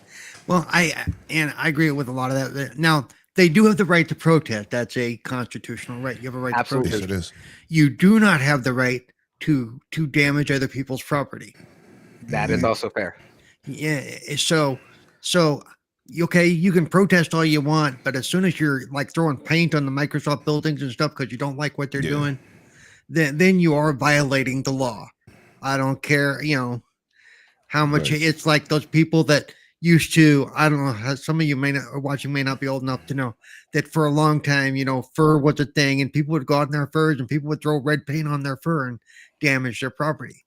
And then you get your ass whipped after I spent that money. Yeah, It's not your right to throw paint on people's fur coats. I'm Right. sorry. You may be. I got a ton of animals in my house right now. I get it, but when you start defacing people's property, there's a problem. I got a problem with that. Yep. I also have a problem when protesters like block highways and stuff. Because if there's an emergency They or I do need to too get much. somewhere, Yep. I understand what you're doing, but I got a place to be. Right, right. You might be blocking somebody from getting their life saved. I agree. They have blocked ambulances and fire trucks before. Yeah. Yep. And it's like, don't do that shit. So I was protest like, all that's you. the difference between someone's potential life Right. that you're daydreaming. So yeah, I think protest all you want, but when you start damaging other people's Right. property, You have a right to protest. you're I gonna support people get protest. punished. And if you're damaging your employer's property, if you get fired, that's on you, not on them. Yo, see, I Yep. was going to take it there. I see, you can stand for something, right? I Yep. stand for a lot of shit, right? Yep. But I stand for people. I don't stand for black people. I don't stand for Spanish people. I stand for people, Americans, what we do, how we do things, right? I don't pick a side and say, oh yeah, this black guy got killed by a cop. I just say, stop killing people unnecessarily. People. You know what I'm saying? Because people are people. It's not a color when you kill somebody, it's a death. Yep. But I just wanted to touch on it a little bit. Let me shout out the chat. Infinite Umber's in the building. Becky with the good hair is Yes. in the chat. I see you. Void Rat. I see you. Umpra. Wow. That's two people I done jacked anymore. Mr. Umbra, a.k.a. Mr. Bushido. Got to get you on the show, bro. And you know I was at your show the other night. Support you all day. Appreciate y'all. Preach everybody here. Now we're gonna move on to some lighter other news. Yeah. Listen. Shout out to D bitch. I mean Batch. Damn. Ooh, that was nice. Steam has proposed a new console entry. Now, dumbass says on Twitter, "Oh my God, Steam is proposing a new handheld," which they didn't. It was a console. It was a new Steam machine. But for him to think because Steam is making a new device that it's a jab at Xbox, kind of like made me respond to the dumbass. Because I usually don't respond to him because he's so smart, he's dumb. But I want to hear Mav because he plays on PC. He's a rig guy. He know he had to build a machine for this YouTube space. How you feeling about the new Steam machine that is proposed? And do you see a success this time around? Because the first time with that dumbass controller was a failure. How you feeling about this? I mean, I'm all for more options for people to have access, and this is something I felt like after Steam Deck had some success and started taking off, that Steam would eventually be like, okay, well, let's make something that's easier for the people again to access on their living room spaces, right? So it's not like a far-fetched thing that they would want to do this.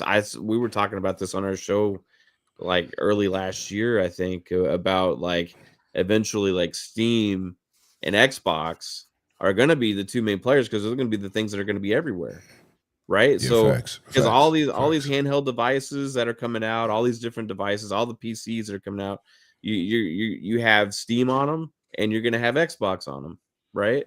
And like the thing I don't like necessarily about the Steam Deck and potentially the Steam machine, other ones that they end up coming out, is that it's Linux. So you want to do all the other stuff on it, it's a lot more complicated. You can, very complicated. And I had a Steam Deck and like I put Game Pass like cloud on it and all that. Oh, you did that shit with adding the link and yeah, I did all this stuff and I shout out to Mav because that shit was pulling teeth. Yeah, and I played I played God. Game Pass on there and stuff. And like it was cool, but like I would rather have a good experience of just come on, Mav. That shit was cool. Through that browser. That browser experience was good for you because that shit was not good for me. No, it wasn't. It was. I mean, for Steam itself, just accessing your Steam games, it was fine. But trying to do anything else on that thing, like you got to be kind of like an enthusiast about trying to make these devices do other things. You know what I mean? Right. And there's a certain crowd for that, and I don't think it's like the console and the casual user is not that person, right? So that has a certain audience, I think. Now the casual audience that just cares about the Steam games only, that's fine.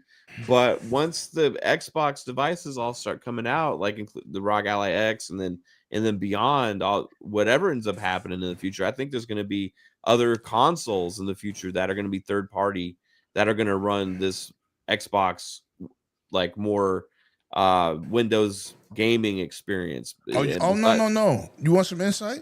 Yeah, that's a fact. Yeah, 100%. All these handhelds people will come. Getting that Windows update for the handheld side. All of them. Right. That's why I think there'll be consoles too. I think there'll be hybrid PCs that are made more like Steam machine type boxes from PC. Yeah. Also, besides whatever Xbox puts out next gen. So that's where gaming is headed, right? Yes. That's where gaming's headed, is more ease of use. More access to your games, to be able to access all the storefronts, all those other kind of things. Yep. So Steam is also going to progress in that direction around their Steam storefront because they want to try and bring people to just use Steam also. So it's like, I mean, but didn't it start? There's going to be a little bit of a battle there, but I think Xbox. But hold on, what battle? Because didn't they start big picture because of Xbox Dashboard? Right. Well, I mean, remember, as far as the and they partnered up.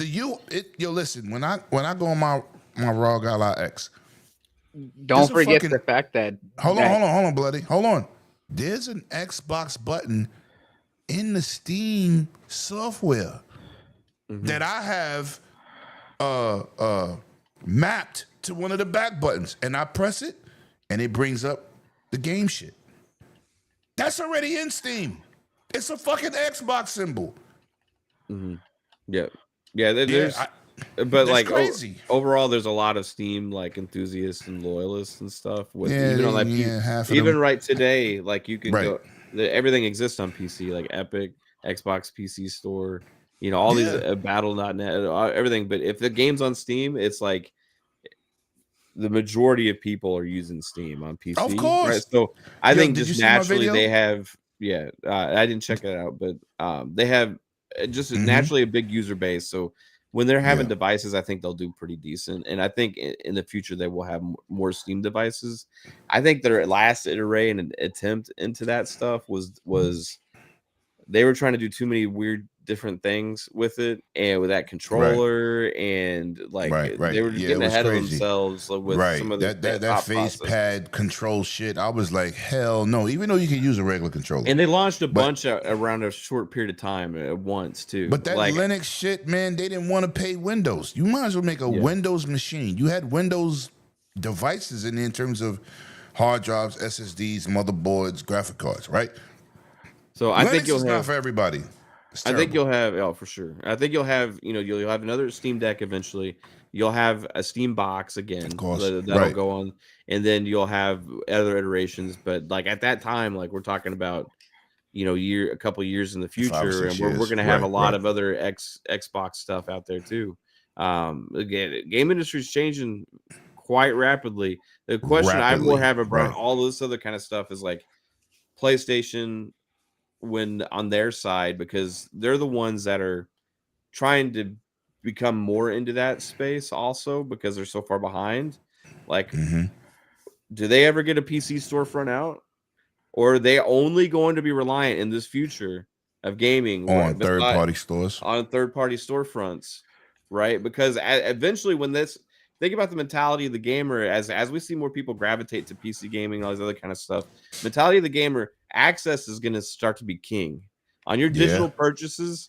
If you don't have access to your games wherever you are, that's going to be a problem, right? Or Sony's just the saves, right? Or just the saves. Yeah, Sony's solution right now is sell you this PS Remote Play device for your like that's the Portal.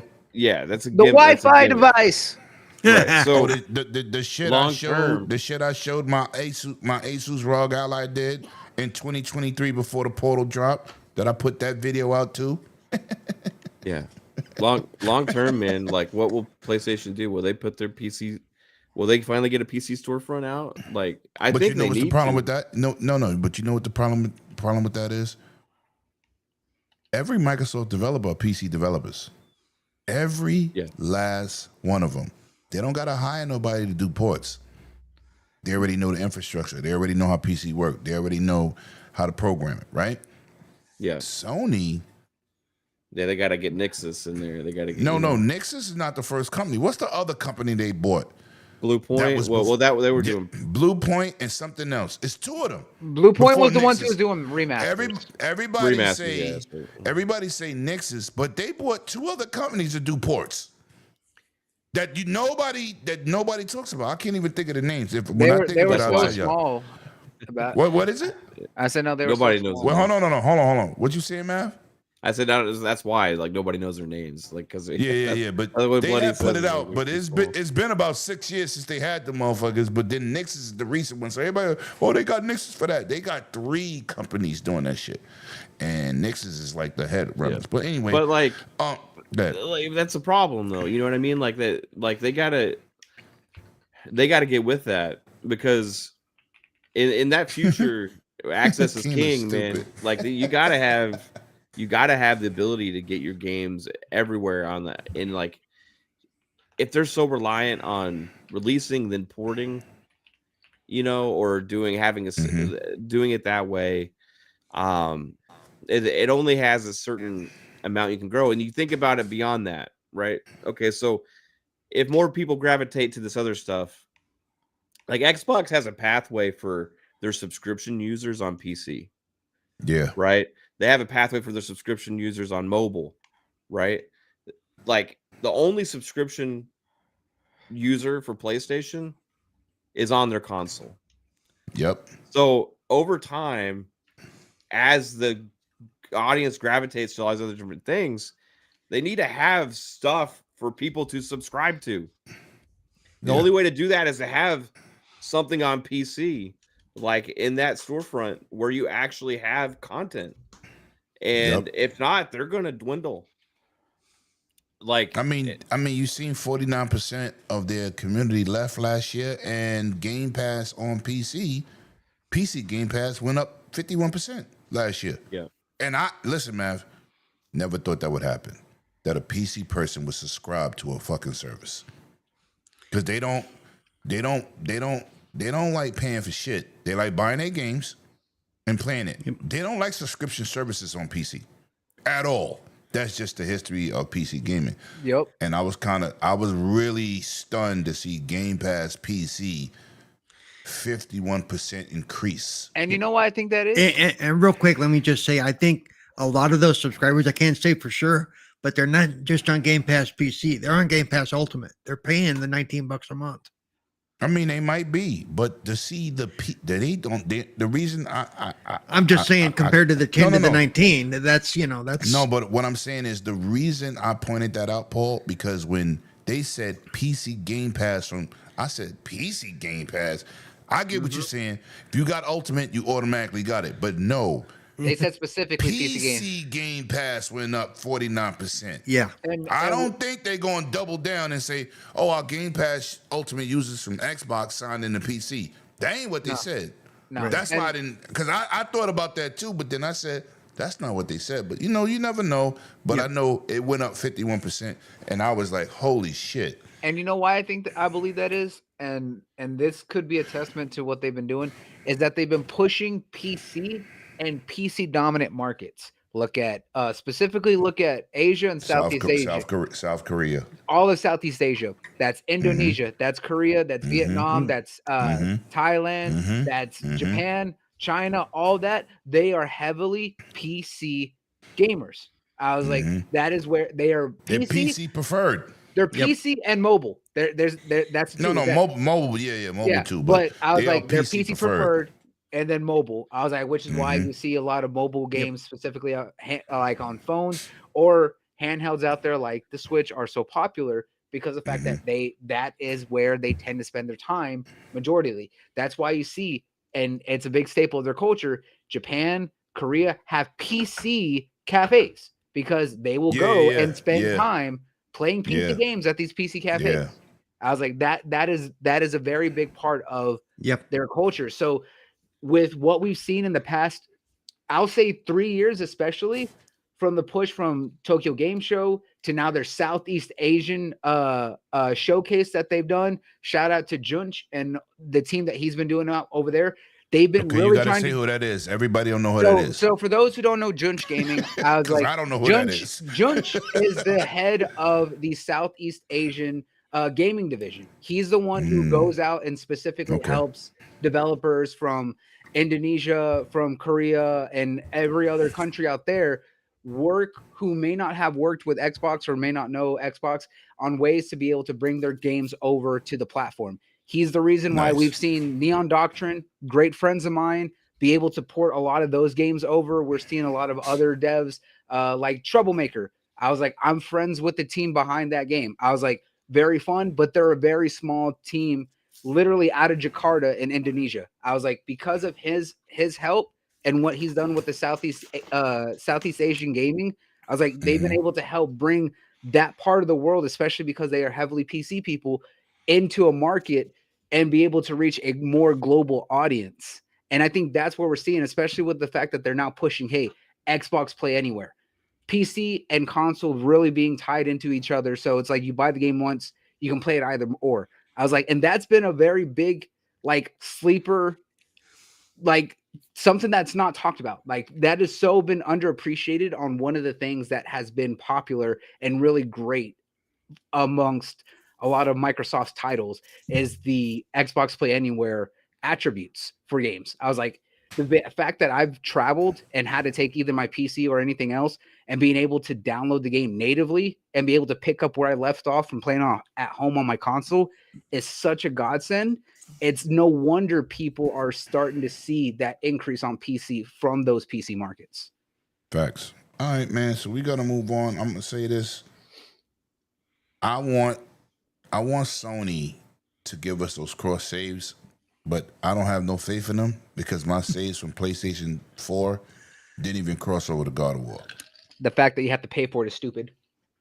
No, but I don't care about paying for it. I just don't want to start my games from scratch after I invested 30, 40 hours in it. I know. So I was like, until they get their shit together on PC, I'm not buying Spider-Man or nothing over there, God of War, until they make, Play Anywhere is awesome, until they make a unified system, because they don't have to catch up. They're in trouble. But listen, man, we got to move on. Let me shout out, who do I see? Be Nice is in the building, and somebody else I saw. Kenneth J.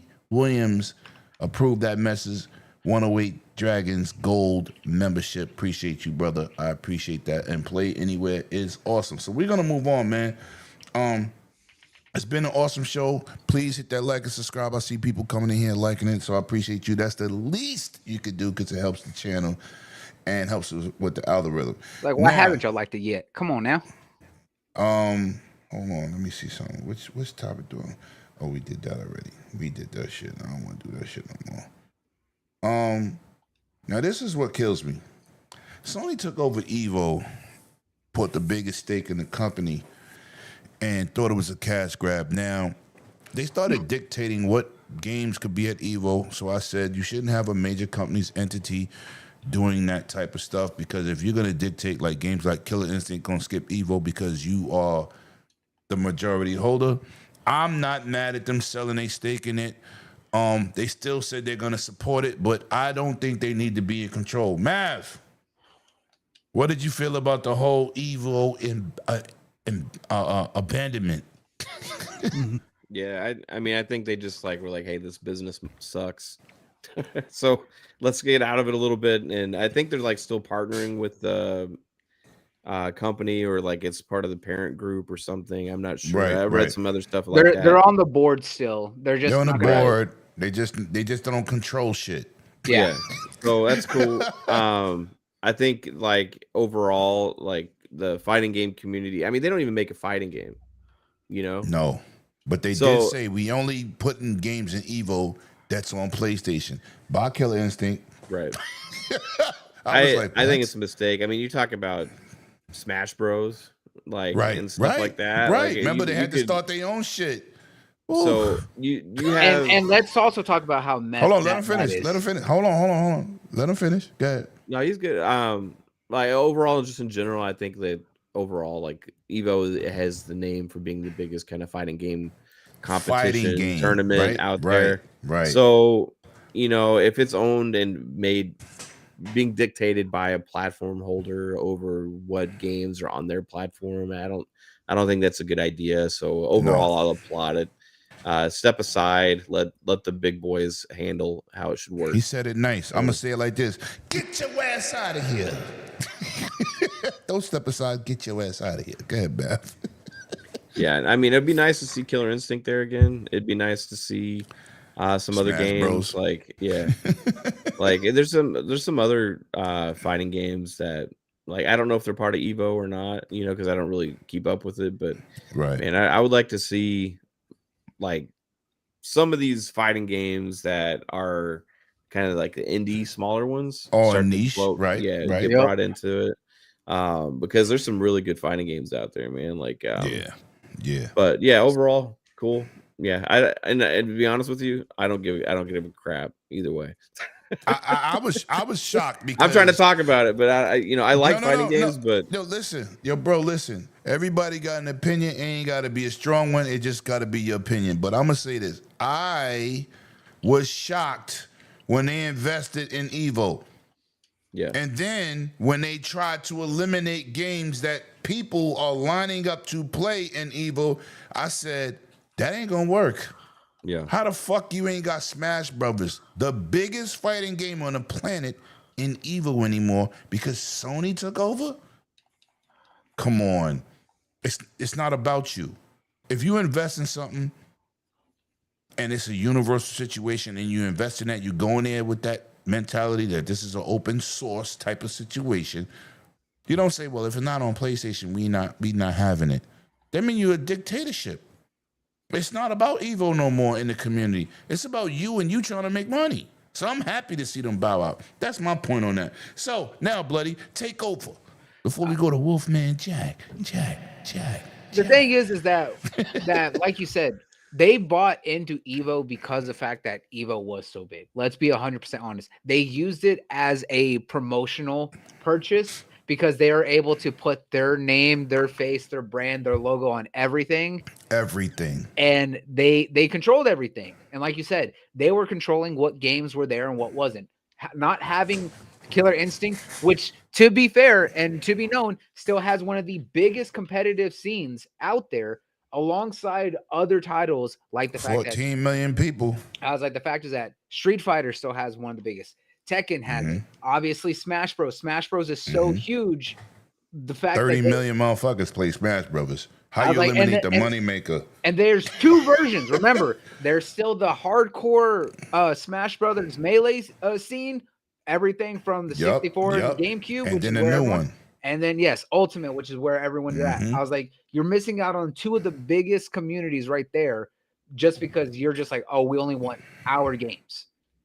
The fact is that all those games really are on PC. Yes, they're played on can be played on PlayStation. I was like, but the fact is that a majority of them tend to be played on PC, which is why you see fighting sticks so heavily on PC. Yes, they're on consoles.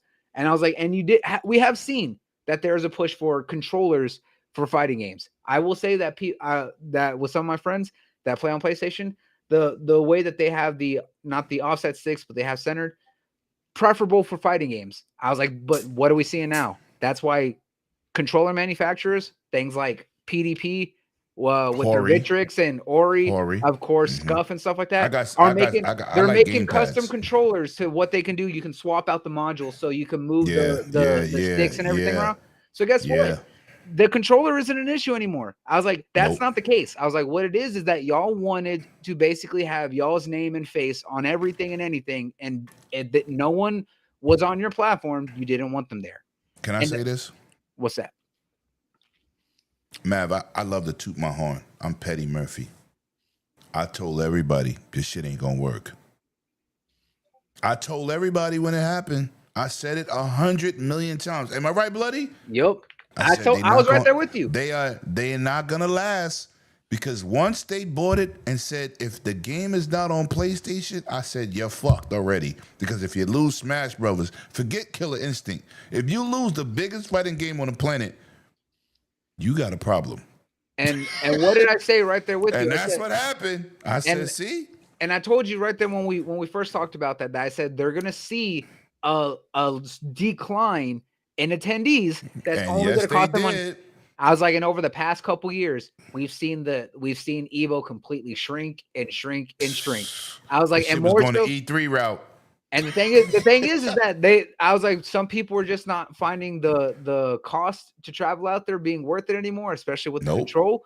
So what did they try doing? They tried doing online tournaments and entries, and that shit failed. Motherfuckers was cheating. Yep.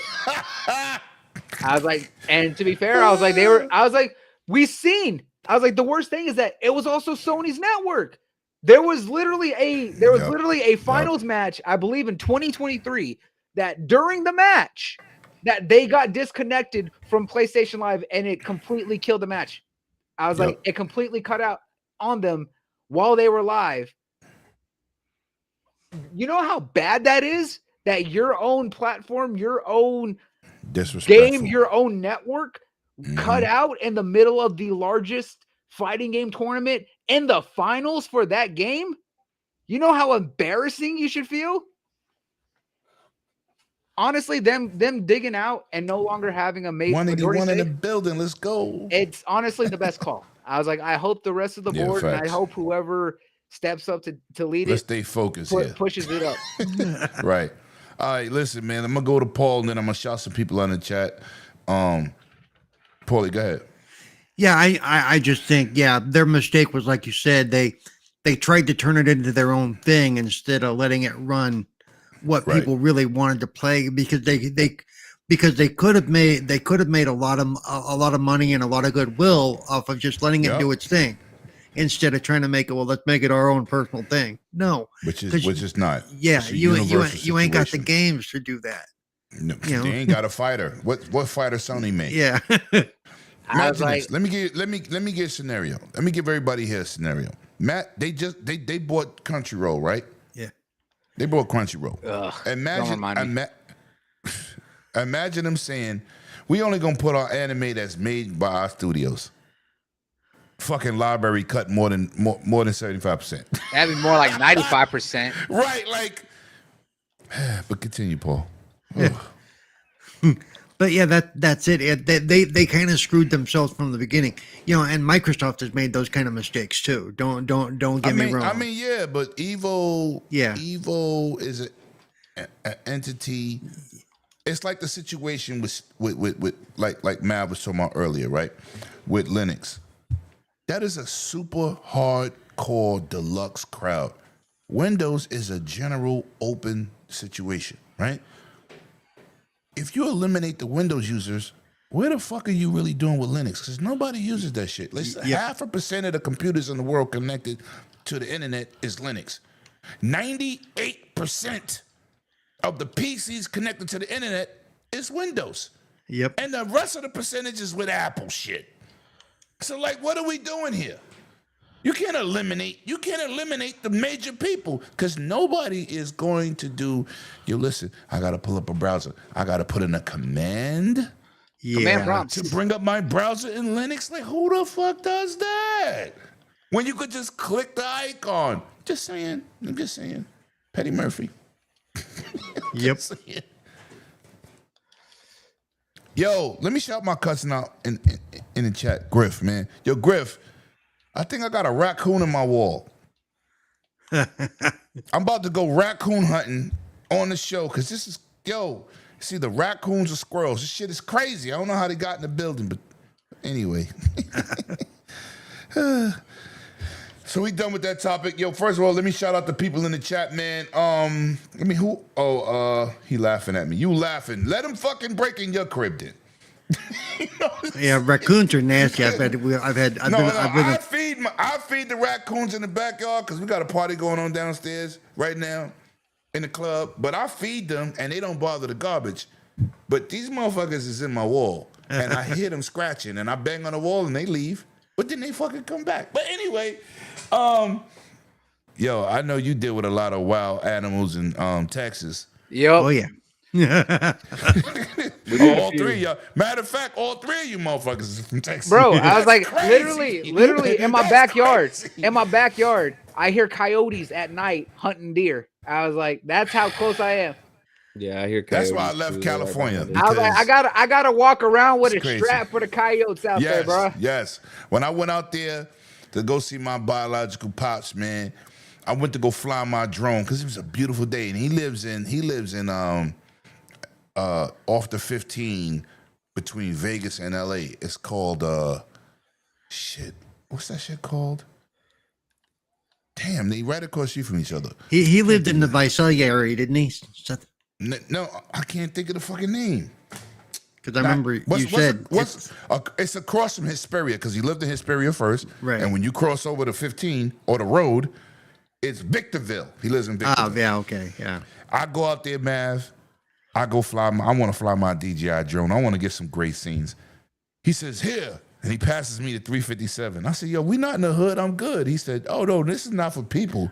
Yeah, This nah. is for the coyotes that Yup. come down here and steal the small animals like dogs and rabbits. I said, Yup. nah, fuck it. I'm not shooting no animal. I'm an animal lover. I can't kill no animal, man. I could eat some shit that's on a slab in a supermarket, but I'm not going to shoot no deer. Trust me, if a coyote's making eyes at you and growling his teeth, you're gonna shoot him. I guarantee. No, Well, no, no. here's the I don't- thing. but No, I don't people wanna- gotta remember so I that. just If didn't it's go a single outside. I coyote, don't want to no. be forced to do that, because I love animals. I don't want to be forced to do that, so I just didn't go outside. Because I don't want to kill Bambi. I was like, I You know had what I'm saying? Like, hey, you don't got to worry about Bambi. I Yeah. was like, it's Wiley you got to worry about. I Yeah. was like, him and his posse.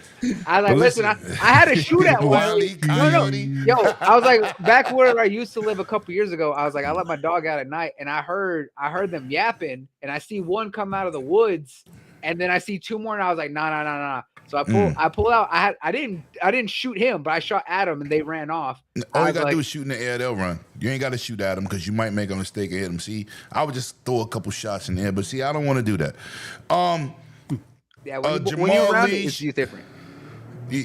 That's why I live in. That's why I came back to New York. Fuck that. He's like, I want to be back in the city. I'd rather have a yeah, I did. I'd rather have a fucking raccoon or a squirrel in my wall than a bear. Anyway, shout out to oh, hold on, let me get to these names, man, because I always like to shout my chat out. Big B Money, man, what's up, bro? Shout out to you. You always come here. Of course, my family, Griff. Meet the Cheetah, Pink Piggles, and Jamal Lee. Shout out to y'all, man. Dave Reezy, it's always a pleasure. But I do want y'all in the chat, have my man, Sir X-Man, in the prayers. He had a little medical situation. He's doing good. You know, he texted me before the show. That's why he's not here. He said, what up, though? Send your prayers out to Sir X-Man for a speedy recovery. And shout out to my brother, Sir X-Man, man. I clown him a lot. Him and my other senior citizen that's on the show right now. Those are my brothers. I appreciate that. And a serious situation. So just have him in your prayers. But we're gonna move on. Yo, Mav, it's been a long time since you've been here. Yeah, bro. And when you met me, I was fucking petty, and I'm still petty. I told everybody don't buy that Pro. Too much up and down with the performance because they're relying on software. Metal Gear remake, remaster, whatever you want to call it, performance is being outperformed by the PlayStation 5 base. Now, you spend $700 for this shit, plus tax, $746,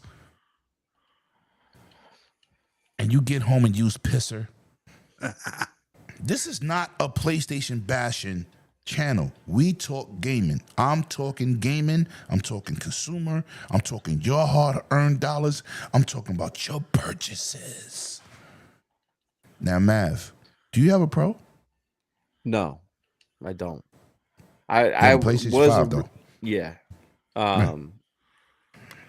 When I was originally when it was originally announced that they were doing it, I was like all for it, right? But until we found out what the specs were and what it was going to be, you know. So I don't think, you know, I was all for like the mid-gen refresh stuff if it's an actual bump, you know, an actual good bump in performance, and gave enough value there to justify. And I remember talking about how, man, I wanted Xbox to this in because I just wanted to, hey, I want to run as many games as I can at 60 frames per second, butter, right? 4K, you know, 4K 60 is phenomenal. Yeah, it's amazing, right? But we don't even have 4K 120 though. There's not one 4K 120 game. No, Not even one. It says 4K 120, but they're not running in 4K 120. But continue. the Falconer. So that's what I was hoping for, right? Like That don't count. It's still, you said one game. It's still a game. That shit is some. It don't that's matter. an indie- It still Now, runs. Listen, it's an indie effort. We ain't got no AAA game. All right, there's a difference. Right, go ahead. I know the Falconer, but go ahead. Continue. Yeah, but when they started marketing the Pro and they started showing like, hey, you see back here on this Ratchet and Clank, we look way off in the distance, everybody.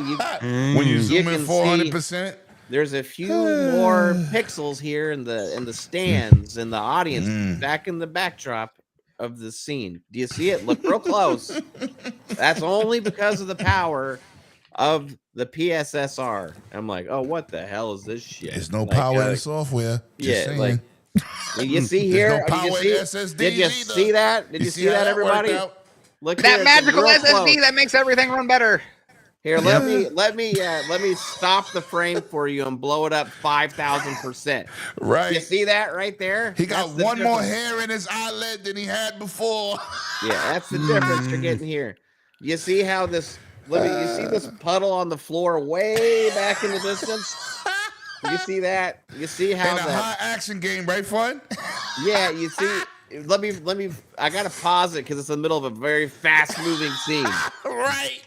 But let me stop it here and then compare it to the other screen. You see how there's 5% more pixels in this puddle than the other puddle Right. on the reflection of a blurry image to begin with. Right. Yeah, that's what you're getting here with the PSSR. When I saw all that shit, I was like, hell no. Like, it's just not gonna matter. It's not gonna make a big difference. The game's running honestly at the 1440p 60 comparatively better to the 60 4K stuff that they were showing and stuff. Like at the time, I was like, okay, there's not going to be enough justification price wise to jump into that. So overall, I had really softened on the Pro. Now, if I was like getting a brand new PlayStation, of course you buy the best one. And yeah, it's like, okay, what's the price difference, like, and all that, and like, right, whatever, you make your consideration because you don't know what's going to happen in the future, what games are going to come out, and you just want to play everything the best that it can be. So for the enthusiasts and stuff, I have no, hey, go get what you want to get, play what you want to play, and but overall, enthusiast people. Yeah, overall, I just don't think that like it was a big enough justification for what they could have made. Like I think they could have done better. That whole 10% boost mode stuff, like that's 10% all 10% does not equal to 10%. Yeah, it's when all you say that in a PC realm. Oh, you got 10% more power. You don't even fucking see 10%. You see like 40%, not 10. Yeah, I think in the future, like we'll see the next big jump. The next time Reezy, go. Hey, Reezy, shut your mic off. I'm not even answering that. But what I'm gonna say is, then I'm gonna let Paul go. What's his name over here? Yeah. Paulie, I'm gonna say this. I'm gonna let you go. I told my Iron Lord brothers this shit was a waste of time. I said it. If you go back to my videos on the unboxing 2 days apart, I spent $1,000 on 2 different systems without no games. That would be PS5 and Xbox Series X. It was advanced for their time. They did everything right. They did not give us shortcomings. I said, this is not a generation where we need a pro. I said it back then, and I'm fucking right today. Yep. That was 5 years ago. And everybody like to check receipts. Please do. Please do. Just like I put up receipts the other day when I told Wise and them, I been did a Asus ROG Ally doing what a Portal does in 2023 before the Portal was out. They was like, it took me a day, Mav, to find that video, but I found it. And I said, what did I tell you? And I showed them. But because I'm Petty Murphy, I told everybody, if they make a Pro this generation, it won't be a significant upgrade because these systems are capable. The only thing held these systems back was last gen because they was trying to put shit on both generations. Yep. That's the point. I've been said it. If you bought a Pro and you happy with it, good luck. But when you got shit like Snake Eater coming out, when you got shit like Black Myth Wukong, and they say Digital Foundry, which I don't co-sign, and I know Richard Ledbetter. I don't co-sign what they do because they give you fake narratives that don't exist, a.k.a. the puddle 12 miles up the block. Look how it looks with one reflection of him. Stop. Nobody sees that. You zoom in 400%. Which one of you motherfuckers in the chat zoom in 400% on anything, even if you even have the capability to do that? The answer is no. I want to zoom in 400% so I can count every individual pixel. Are you a gamer or a fucking lamer? I don't understand it. But they create a narrative that don't make no sense. But this is what I said. Pisser is a version of FSR. It's not something made by Sony. It's tweaked from FSR, and they're calling it Pisser. Just like AMD hardware does not do ray tracing well because that's an NVIDIA RTX graphic situation. Yep. Facts. Their shit, AMD shit, is not made with that architecture in mind. That's why games struggle with ray tracing. And people go, oh, ray tracing ain't shit. We all got AMD fucking machines. That's why. That's why it ain't shit. You don't see NVIDIA people complaining about that. Reconstruct the shaders. You don't have them. They don't have a problem over there. AMD has a problem running NVIDIA tech. Period. So if you have a PlayStation 5 Pro, I want you to enjoy it. But you're not winning. You actually getting jerked per game. When they compare the PlayStation 5 version versus the PlayStation 5 Pro version of Metal Gear, and you're getting 60 frames to 58 frames on a regular version, and that shit is dropping to 47, they actually charge you more money to fuck you. I'm just saying. No courtesy of that reach around. Yo, listen, I don't understand. Listen, Xbox One X was the greatest system ever to be the Pro. We got 4K 60 HDR Horizon. Facts. Don't forget Gears of War 4. No. and 5. I'm just naming the flagship title that started it. We got everything 4K 60. What I'm saying is these machines we got right now are still not doing 4K 60. 1800p. 1895p. What the fuck is that, Mav? 1895p? That is a little short. 3.45. Right. It's a little short. Listen, there's no multiplayer game that is 4K 160. It says 4K 160 capable. There isn't one game. Okay, Falconeer. Nobody gives a fuck. Blood. No, that's not it. I was saying that's why instead of that's the only game. What I was saying is that they shouldn't be focusing on 4K. I was like, honestly, I think they should because everybody buys 4K TVs. Yes. But what I'm saying is that these machines are not pushing that. What they need to be pushing is 2K. I was like 1440. 1440p. I was like, yes. if they can do 1440p yes. at 60 yes. to higher, that would be a better step up over 1080 than trying to push everything. No. To 4K. But you know what? Technically, they are doing that. They just don't say it. Some are. I was like, they did start supporting. I was like, remember there was a firmware update a couple years back for the PS5, but the Series X was supporting it from day one. But they did not make it a staple, and a lot of developers are not pushing for that. That's why I said that. Said 4K like. I was like, what they need. I was like, that should be where the staple is, or where like the baseline is. I was like, no longer pushing 1080. I was like, 4K is literally so affordable. It's the same as when everyone was first getting to 1080. But hold on. On Bloody, do you remember this? GRG? I said 30 frames ain't going nowhere. No, that's exactly what we said before the everybody generation. said I was crazy, Mav. I said 30 frames gonna be here. I don't give a fuck what you think gonna happen. I'm telling you, 30 frames this gen is gonna be here. Yeah. And it's gonna be here. And remember, I agreed with you years ago, Mav. And I agree with you. I also said SSDs is gonna be like $150. And everybody on GRG said I was crazy. Nope. Oh, you got money, you could just spend it. I said, I'm telling you, this shit gonna be expensive. You wanna be high end? Welcome on console. The SSD will not be $80. It's gonna be at least $150. Yep. And they said, yo, Paulie, they said I was crazy. Oh no, I was on the show. I know. Yeah. Like, they said, yo, Mav, they said I was crazy. Oh, because you could spend money. I said, technically, I'm a tech head, and I'm telling you, this shit costs money. And I was the only one backing them up. No, I was too, because I said it's new tech. It's going to be more expensive. That's just the way it works. More expensive. And everyone said that. They only said that I was defending or backing up Levin because I was like, I'm his little brother. I'm just like, no, because I know more about tech than y'all do. Lemon just knows more than me. I was like, who do you think I always double check everything with? I was like, but I pay attention to the stuff. That shit is expensive right now. Yep. I was like, when the 2 terabyte is still $250. I'm just saying. Anyway, Paulie, man, Metal Gear Performance Pro, terrible. Well, Terrible. you know, you and I were on the show on Wise's show a lot before the launch, and Yes, we we both did. said the same Yes, we thing. did. Because I look at the specs too, and I went, it's not worth it.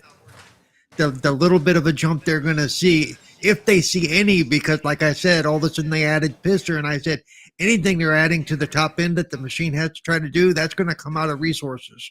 That doesn't just magically happen. So, you know, oh, the chip is 12% faster. Okay, but the chip is doing 25% more work. So kiss my ass. That's not how computers work.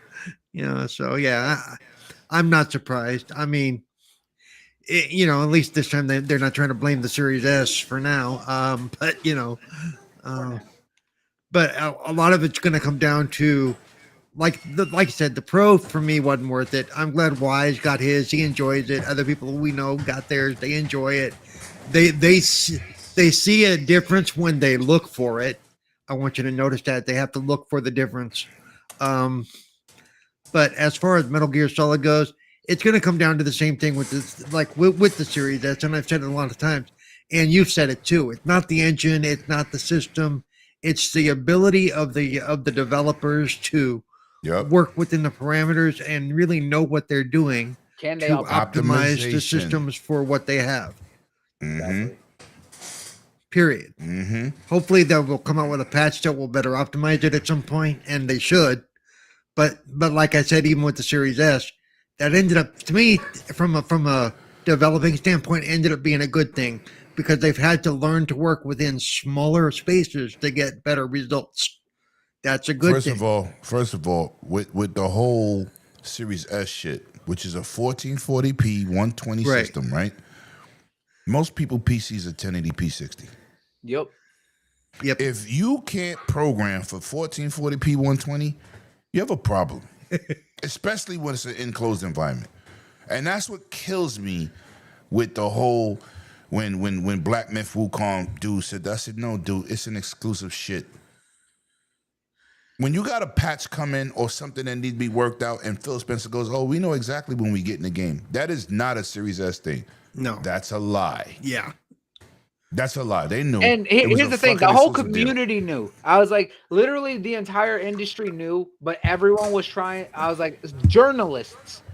I put that in massive quotation marks. We're trying to blow smoke up Sony's ass, saying no, there's no exclusivity. And what happened on the exact same date, 1 year from when it launched on PlayStation? Yes, exactly. I was like, no, there was an exclusivity, and you cannot tell us otherwise. I was like, if you try to, you're full of bullshit. No. We know what it is, bloody. No, You know what kills me? But you know what kills me? Yo, Mav, let me answer this. If you signed an exclusive deal for a year, why the fuck are you hiding it? Just be on, just straightforward. Hold on, no. Let Mav answer. Why are you hiding it? Why do you think they hide exclusive deals? Because they wanted. Microsoft don't. Yeah, because they wanted. I'll tell you why. Now, this is going to sound like conspiracy theory shit, but this is what I actually think. I think in this situation, they didn't want to come across that they money hatted this game that was highly anticipated and announced for multiple consoles. And instead, Sony would rather the deal be put in a situation to where people are questioning why it's not on Xbox.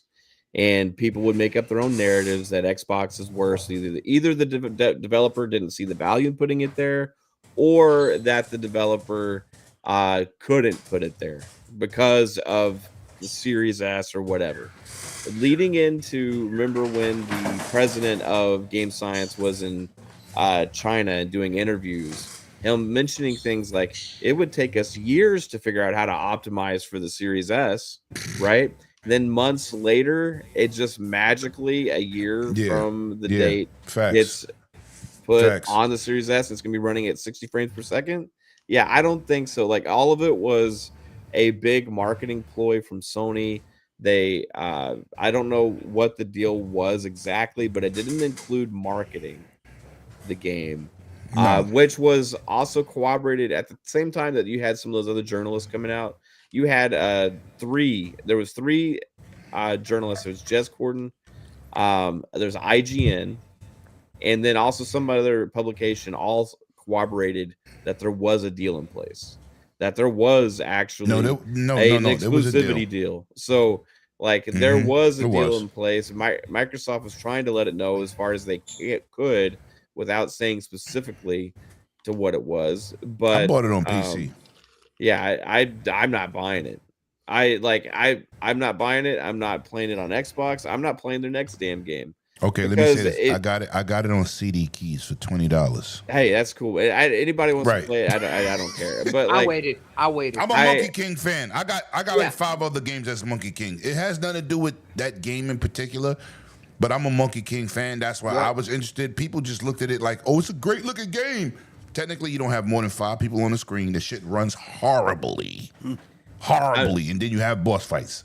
only reason I'm making that stance, and like you said, you're They shit it petty on Xbox. Murphy. I'm being petty with this. Yeah, right? no, I respect that. It's because it's not because they took a deal.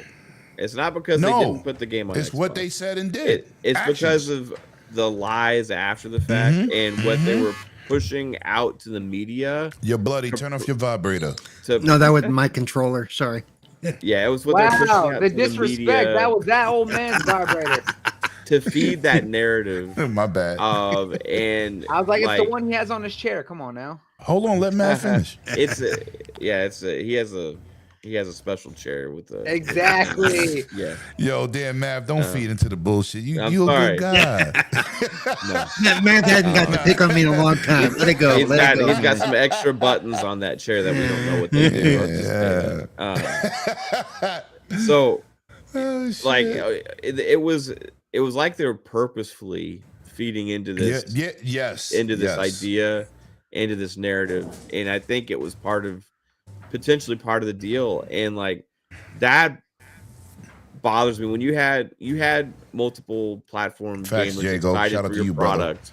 You had people behind it, right? And then to not explain what it was actually happening, or to come out and just say that we took a deal or whatever, and to put that BS out there about about Series S. it would take years. And then to people ran optimize. with that. Hey, people Mav. ran with it It because was they said it, big right? news. They did say it. But It hold was on. all over Not all only games was it media. big news, remember when that game was announced, they showed everybody's icon. PlayStation, Xbox, and Steam.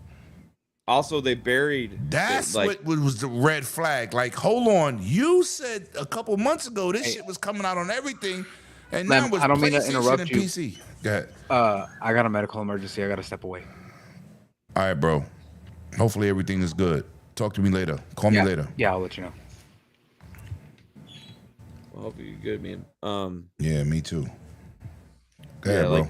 It's just they just fed into that whole narrative stuff, and that's what Sony wants. Like, and we know that Sony markets this way because they've done so in the past. They always try and find like ways to down the competition by feeding narrative, right? They've done that in the past. They've fed into narratives by putting out there and letting the podcasters and the Twitter warriors and their console warriors that they've elevated to have this ignorant voice do the work for them. And it's deals like this that help it, right? So when Black Myth Wukong was originally announced, they had all these fans, and then when they announced the release date, the Xbox logo wasn't showing, but they didn't even say a damn thing. No, right? So we had to dig. I remember I was watching the show and I had to dig like on the website, like what's going on, like, and it was deep buried in their FAQ. It was so. That it's coming later. So like, it was like they was just being. What's the word, man? They were hiding because they couldn't say why. They definitely hit it, but what's the word that goes along? They was being I'll think about it later. Go ahead, man. Yeah, they were covering something up. It was like definitely. Yeah, which I don't like, man. First of all, I got every platform. I don't give a fuck where you put it. Yeah, but you're being so like you don't want to give a real answer. And then when you said that Series S shit, and then every media outlet ran with the shit, and that's what did it for me. GameSpot, and I was like, yo, why would you come from doing cell phone games, motherfucker? You're not a great developer. Unreal 5 did all the work for you. You couldn't even optimize the game. You didn't even know how to optimize the game. You're not a console developer. You came from PC and cell phones, right? You're not that good because and I always say this, every developer is not created equally. They not. And for you to deceive, there go the word, deceive the public. Oh, it's the Series S. Are you fucking crazy? Dynasty Warriors, the last one, got thousands of people on the screen, and the Series S runs it like no problem, 60 frames. Yeah, and, You trying to tell me with their Black Myth game was Wukong, running a couple trees and 5 people in the forest is more demanding than Dynasty Warriors? I went on Iron Lords and said that shit like, yo, are you fucking serious? They was like, Lemon, you can't. I said, I'm going to say what I want to say. Like, we're not doing that. We're not going to sugarcoat shit over here. That is BS, and I'm calling them out. And look, Petty Murphy's in effect, Mav. I told you I'm petty. I mean, when it was running on Steam Deck at launch, you know what I mean? Like, so, Right. like, it's not like it They can't can be run on running on Steam Deck lesser and hardware. not the S. Exactly. Like, so the whole narrative was stupid. Now, if it came out and like, hey, they just never could, like, hey, like they just couldn't optimize for Xbox because they're not used to it or whatever. But then now that we see how it is and we see how it's They're running, lying. They're liars. yeah, like it was all BS. Years it would take you to figure out how to Fraud optimize alert. that. Talk Yeah, that shit, Cyber. Man, even Fraud some alert. of Xbox's own developers couldn't hit 60 at launch. Yeah.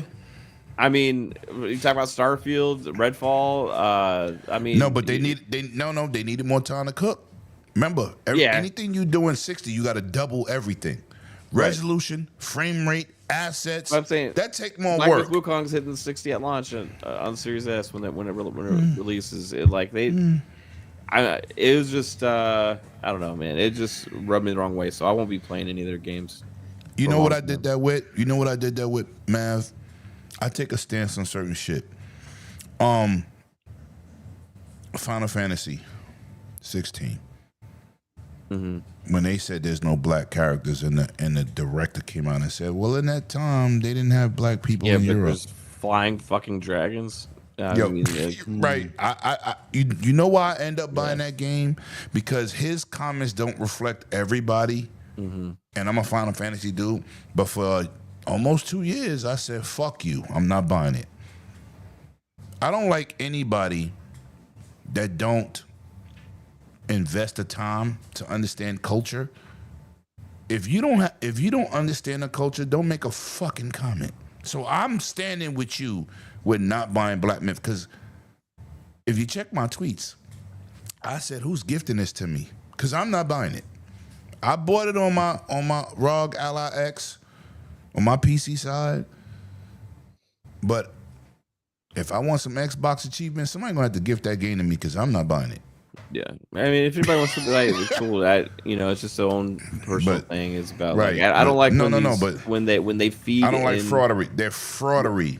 It's about feeding into trying to downplay.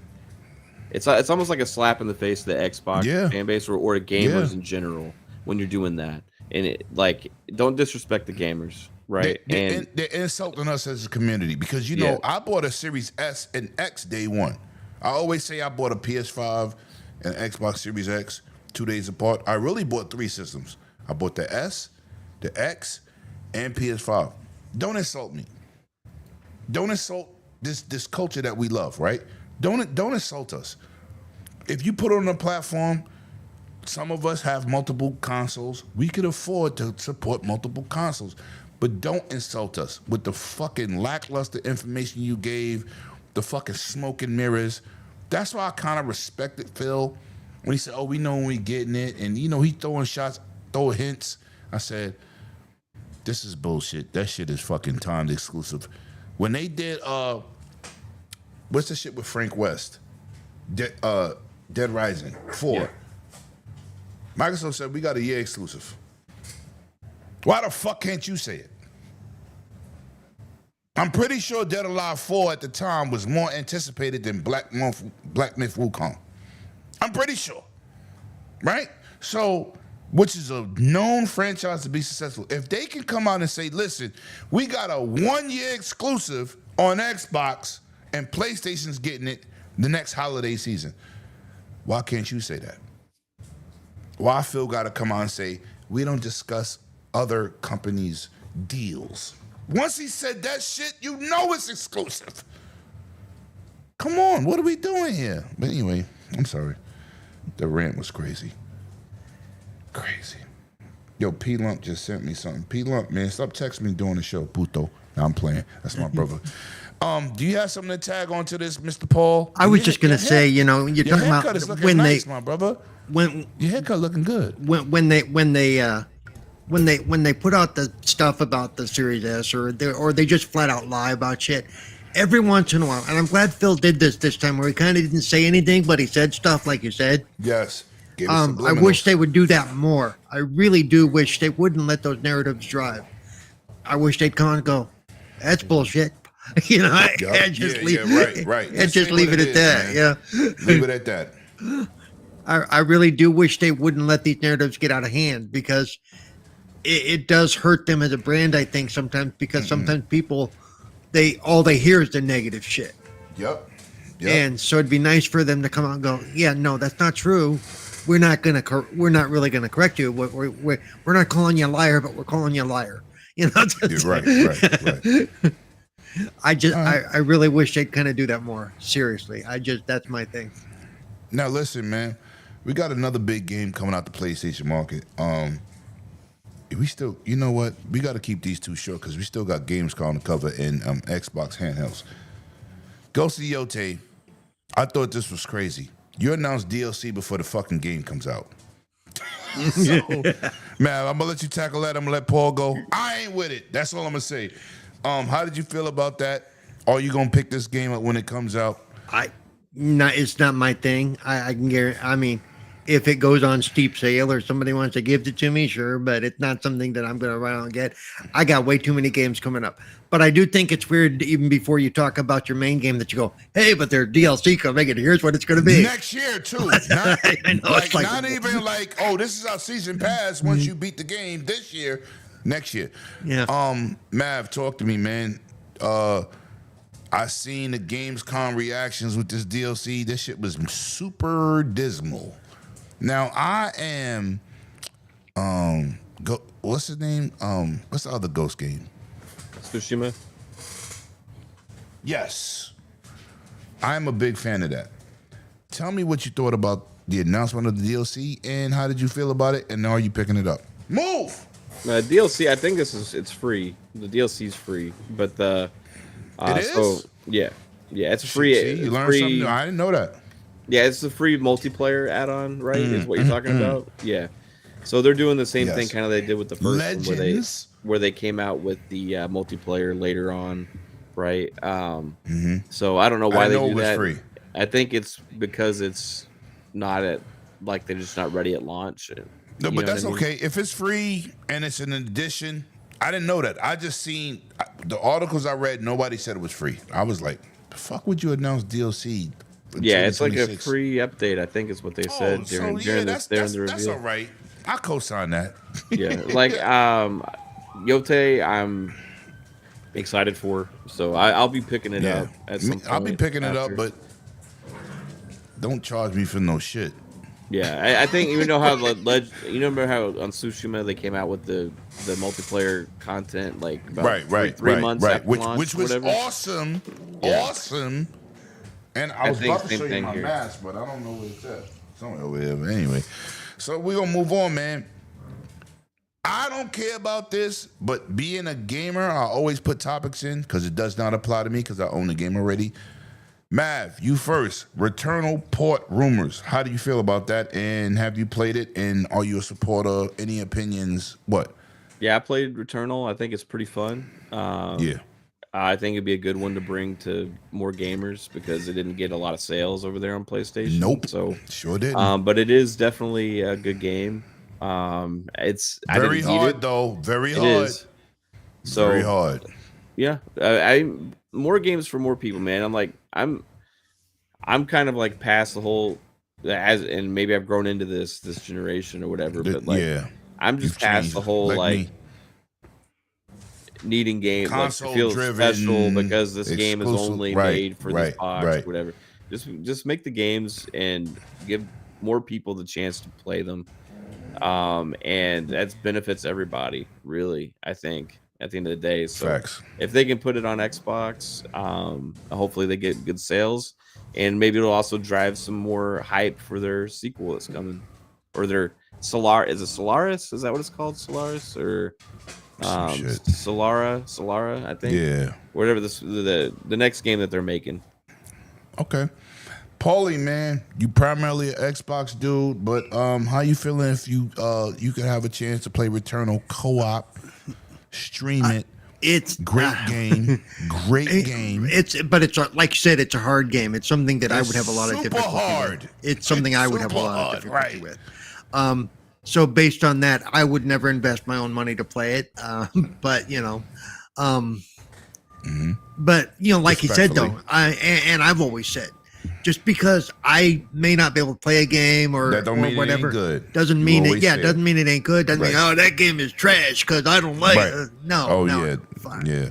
You know, I can respect the game for what it is. You know, just because I don't like it or can't play it doesn't mean it's a bad game or that it needs to go away. And I hope those who can play it enjoy the hell out of it. And but you know what? I'm gonna say this to you because you're my brother, man. And you know I rock with you, and you getting that care package Wednesday. Oh, cool. Wednesday, is it another special toy for his chair? It's a battery pack for the vibrator, so it lasts more. You know what, Mav? He want to be vibrated on the go. Now he know what I'm talking about, but I'm gonna say this: it's you told me you're not a Call of Duty player. You told me you're not a Halo multiplayer player, but you've played with me. Right. You had success. You've enjoyed the game. So maybe this could be another situation. We co-op and we can help each other. Right. Like you've done before. So it's like I did that, on that game that they highlighted at the show. What's it called? The one with the undead, the zombies. Not that soldier shit. No.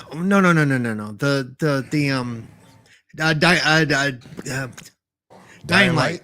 See, I have played the original Dying Light. I bought Dying Light and I ain't played one time. I'm a fraud. But I had a friend. I had a friend back then who understood that I couldn't really do that game. The end game was a lot of you had to do stuff really quick in a certain order to get past it, and I couldn't do that on my own. And he understood that. So no, of course. So. Like you with Call of Duty and Halo and whatever, you understand that there are certain things I just can't do, but there are certain things I can. In the case of Call of Duty and such, I'm really good at on your left, behind you. Yeah. You call them, I kill them. You know how I do. Yep. You call them, I kill them. Yep. But so it is one of those things that if given the chance, I would at least try it. Player. Yeah. Right. Okay, so we gonna start there. But anyway, man, I'm gonna get to the final topic. Shout out, first of all, Web Dave. Web Dave is in the building. And you know what, Web? I owe you a show, bro. I owe you a show. Couldn't make it the last time. Dark Child is in the building. I appreciate that. Please hit that subscribe button. I see the likes is up. Hit that like button if you haven't hit it. We bring you that good content. And plus, my brother from Texas, that's what he said in Thor Ragnarok, right? When he had the M16s. I got this from Texas. When he was shooting all those people. Shout out to my brother Matt for pulling up, man. He ain't been here in a minute, man. I see, I got to get this dude back on the channel because he's definitely not steered by anybody else. He definitely has his own opinions, and I tell everybody here, when I bring somebody to my show, it's somebody I always respect. Fun Speculation is an absolute amazing situation over there on that channel. Go support my brother. Good guy. Definitely put that work in. And I'm shocked that he dropped 2 shows to do one. I was stunned. I was stunned. But shout out to you, brothers. It's great to have you. Great to have Big B Money was good. So now we're gonna get into this Gamescom situation, this Xbox handheld situation, which I know I'm a super advocate for. I'm trying not to buy this 900 plus device because I don't need it because I got a ROG Ally X, which is gonna get the updates, but that new AI situation and super resolution without the developers getting involved kind of intrigued your boy Lemon. So I don't know, and listen, Mav, I invested a lot of money in my Ally X. I put a 4 terabyte SSD in there with a 2 terabyte micro SD card in there, right? Alone, that's a $400 investment on top of what this shit costs. I know I'm gonna get the software update for everything that the Xbox Ally X is getting, but my mind is super intrigued. But we ain't gonna go there. I just wanted to put that out there because shit. I got moist. I gotta get the pens. Shit's crazy. But Gamescom, man. Let me give you a quick summary. Gamescom is a situation, which I'll be there next year, is a situation that they do not announce new games. It's a situation of regurgitation from other game shows through the course of the year that they're showing the European market what they showed previously. But I was on a show last week and I said, you know what? Microsoft done bought all these studios. They cannot afford, between the Game Awards and June, their showcases, to display their games. They need bigger outlets because they have the most studios out of any first-party company on the planet. That's number one. So I said, maybe this year, Gamescom, they're going to give us shit that we haven't seen before in the United States because basically it's a regurgitation situation. And that's what they gave us. Because when I went to those June events, and you should have been there, Mav, we needed your energy in the building. Everybody didn't have hands on an Xbox Ally X, right? It was exclusive. They got games in this show that they didn't have at the June event that was playable. Hollow Knight, several other games, right? Gears of War Reloaded was hidden behind the exclusive Xbox handheld deal. So now, my question to you, I just was giving you a synopsis, but my question to you, what game stood out? Was you impressed with Microsoft showing? Because technically, I watched all the Gamescom shit from On Live to the shows after, the PlayStation channel, Nintendo channel. Microsoft blew the fucking roof off at Gamescom, which is super rare. How did you feel about Gamescom this year, and what games stood out for you, and what are you looking forward to? Yeah, I mean, I thought overall there was a lot of good games shown. In general, there's a lot of stuff that was we've seen before, but also you had a lot of people getting hands-on with stuff like the ROG Ally.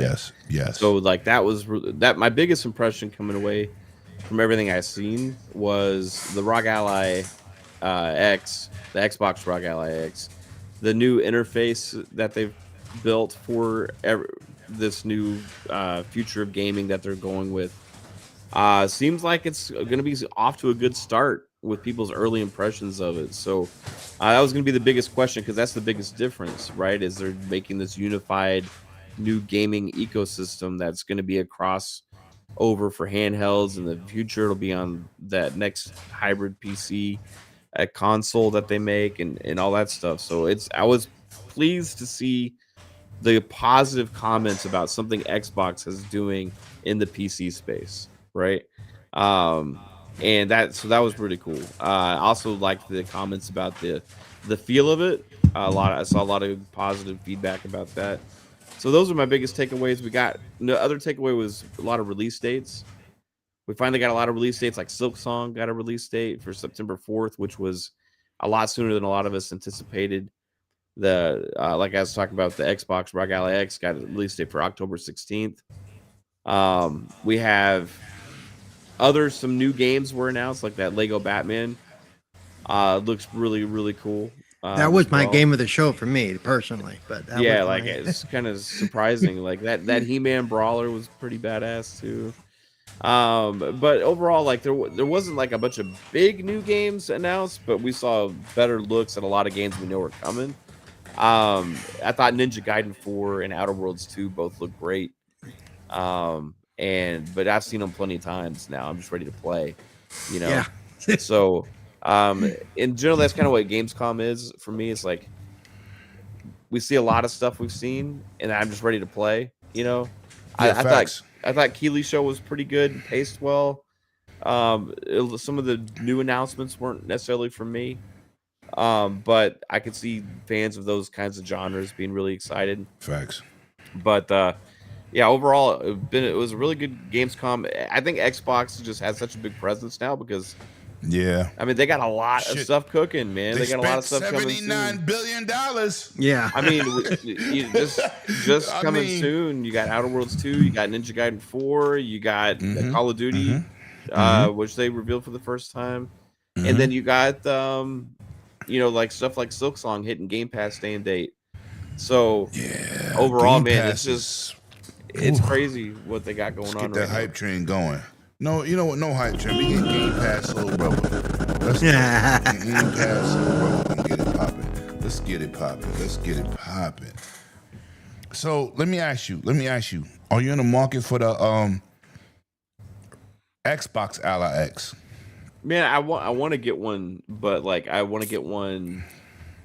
Like I want to let it have a few updates, right? And like the way I see this device, and the way I've seen this device is this is their entry point, and it's kind of like a bridge. Like Well, they're gonna. hold on. I'm gonna stop you right there, bro. This ain't no entry point. I don't mean like a low cost thing. I mean like entry into this new thing that they're doing. Like this is their entry point into, hey, we have this new unified UI. The AI, Right. the UI, right? Okay, The because UI, every handheld's a Windows device. Yes. And I ain't talking about fuck their slogan. All these shits is PCs in a Yes, controller form 100%. factor. And they all have the Right. same capability, really. Right, they It's all just have presented in a new way. But this is Right. Xbox's first time really getting behind one. Yeah, right? yeah, no, facts. And so everything they're building with the UI is the vision for the future of Xbox. Yeah. Like this is And the you start. know PCs could get this update too. Yes. Desktops. Yes, this is the start, right? Right. Like and with this device, they're putting a lot of eyes and emphasis on it. Yeah. And I think this is going to get in the market. They're going to sell a lot of them, and they're going to use this device and the other devices that come out also as that gateway with updates and everything leading into this next generation of devices and hardware. That's going to be that true jumping off point, right? Where, but this is a bridge. I think right here we're starting this bridge that they're using to update and carry us over into it. I wasn't expecting to have as good of impressions that we've gotten about the start of it, but that seems like that UI is clicking already with the ease of use and access. But I'm gonna tell you why it's clicking. Armory Crate is combining with what they're doing. They're not just Microsoft didn't make Armory Crate, bro. Yeah, I have an When you Asus see- PC, so yeah. No. But Armory Crate on PC is different. That's how I was telling him solo. It's complete because I have it on PC too. It's different with the handheld because they are unifying every storefront. But Microsoft put their touches on it. Now, when let's say I go to my library, all my games are combined. But if I click on a Steam game, I gotta sign in to Steam separately. Goes into a smaller window. They'll drop down the thing, and you gotta sign into Steam separately. What Microsoft implemented is when you start your Xbox Armory Crate, right? You ain't no longer gotta do that shit no more. The game just gonna start and automatically connect. That's the video I was saying. Did you check my video? Because the new update to the Ally X I showed that they're implementing that BattleNet, Steam, GOG, and I put that on Twitter, right? That's why I asked you if you saw it. That is already on an Ally X. They already testing that shit. That's also on the Xbox app on PC because I play World of Warcraft. Yes. So as soon as I load it up, it automatically connects me to BattleNet. Right. It don't ask you. You'll start like, let's say World of Warcraft, and then it'll minimize it, and then you got to sign into the World of Warcraft shit, right? Or BattleNet, right? And then unminimize it, make it large. Now, that's why I showed the video, and people said, "Oh shit, the integration is crazy." So that's why I said, they're moving in the right direction, and it's a better situation with 2 gigs of system resources available to the handheld, which I don't have yet. But I got the UI but I still got Microsoft fully running. But we'll get the update. But continue. I'm sorry, bro. I just wanted to explain that. Yeah. No, man. I just think it's off to a good start with what the feedback is, and that was kind of my biggest takeaway. Okay. How you feeling about what up? Well, no, hold on. We sticking with you, host. Yeah. You would ask if I was gonna get one. Like I'm gonna get one probably after maybe a few updates and see like what they keep bringing. That maybe early next year. Maybe I think those devices will go on sale at some point too. I think at first it can be really hard to get. Maybe early going into next year. Nah, it won't be hard to get. You don't think so? Motherfuckers ain't got $1,000 for a fucking handheld. It wasn't hard for me. I bought them back to back. I bought the white one, then the black one. No, it was not hard to get. But I'm gonna tell you with the update side, you're correct, right? With the update side, but I'm more worried about if I do jump out the window with this price, how much further down the road will they release the same software for what I already got? Which is technically better, except for that little AI UDP chip, whatever they got, what's doing the automatic resolution. Well, then also, 6 months later, another device gets announced, and then another device. I mean, of course, you can't chase PC shit, but technically, I am super happy with my Ally X. And I put in 4 terabytes. Before I even used it, I put in 4 terabytes of an SSD. It came with 1. And I put in a 2 terabyte micro SD card, right? That's another $180, right? I really don't want to get rid of my Ally X because I invested in it. If it was generic, I would say, fuck it. I'm getting that shit out of here. It's not the case. But anyway, Mr. Cerebral, man, how you feeling about Gamescom? What did it for you? What set off your radar? Well, like I said, what did it for me? The Batman game is what really got my attention. I was watching the whole thing because I was working the Xbox channel during the show. So, and boy, there are a lot of stupid people out there. Let me just throw that out there. Nah, that Batman shit is amazing. Yeah, that Batman shit looked really cool. Ooh. I'm glad to see Telltale is back doing the Lego stuff because they're the only ones who do it well. And they used the same new engine they used for the Skywalker saga. Amazing stuff. I mean, that's probably my game of the show of new stuff that I want that game day one. I want to play it. I want to spend like 40, 50, 60, 100,000 hours on it. Movie references too from different genres of Batman. Let's talk about it. Yeah, it's fire. And yeah, I'm looking for, and we got a lot of announced dates. We know that now that September, October are going to be stupid busy for games. It's like, holy crap. Yeah. Not going to have enough time in the world. The ROG One didn't run out of stock, bro. It's an expensive piece of hardware. That's what I was telling Mav. Listen, this is for the niche crowd. This is not some general situation. But continue, Paulie. I'm gonna get into some of my favorites. Yeah, and I really shouldn't, but I got one of them my Best Buy cards with a lot of money on it that I've never spent. Oh, so it's like, oh my God. About to, I ain't mad at you. No. Yeah, listen, I'm super debating. I'm fighting myself, Mav, at this point. I'm fighting myself. Because I think they're trying to go FOMO is some bullshit. But I think they're trying to go after some like the console audience here a little bit too with the way they're Not at marketing it. $900. I don't know, man. I think they're gonna get some of the Xbox enthusiasts to get this. Yeah, I think they will. I That think would have they'll had get some. no Enthusiasts- interest in a ROG Enthusiasts Ally. don't count. Enthusiasts don't count. There's Still enough a Xbox minority. enthusiasts. How it's many in- of these do you think they're gonna make? They're not gonna Yeah. make. They're gonna make a whole lot of them. You know what I mean? No. Like, Yeah. it's And so, like, I with wanted how to many speak on Xbox this earlier. I can't enthusiasts dispute are, that. Like, I think it might be harder to get than like some of the other ones that are out there. You think why? But why? Because they're going after the Xbox crowd with the marketing behind this thing. So you have millions of Xbox enthusiasts that will go out and Millions. buy. If there was a $900 Xbox that just launched tomorrow, you would sell a lot of them, right? And You this would is sell the it to first me. time that Xbox is putting themselves behind a handheld device. Xbox whore. So, like, I think there are some Xbox enthusiasts out there and gamers that will buy this because it's Xbox branded. Yeah, right. Like my boy in my boy in the chat, Pete Lump. He said, "I'm buying it because it say Xbox." He bought that VR headset because it said Xbox. I said, "You know, technically that's just color scheme. That's not an Xbox." Yes, it is, Lemon. No, I said, and I it was said, the lower okay. level of those VR headsets too. Yeah, yo, that's what I tried to tell him, but no, you can't tell him shit. Shout out to Pete Lump. I said, Pete Lump.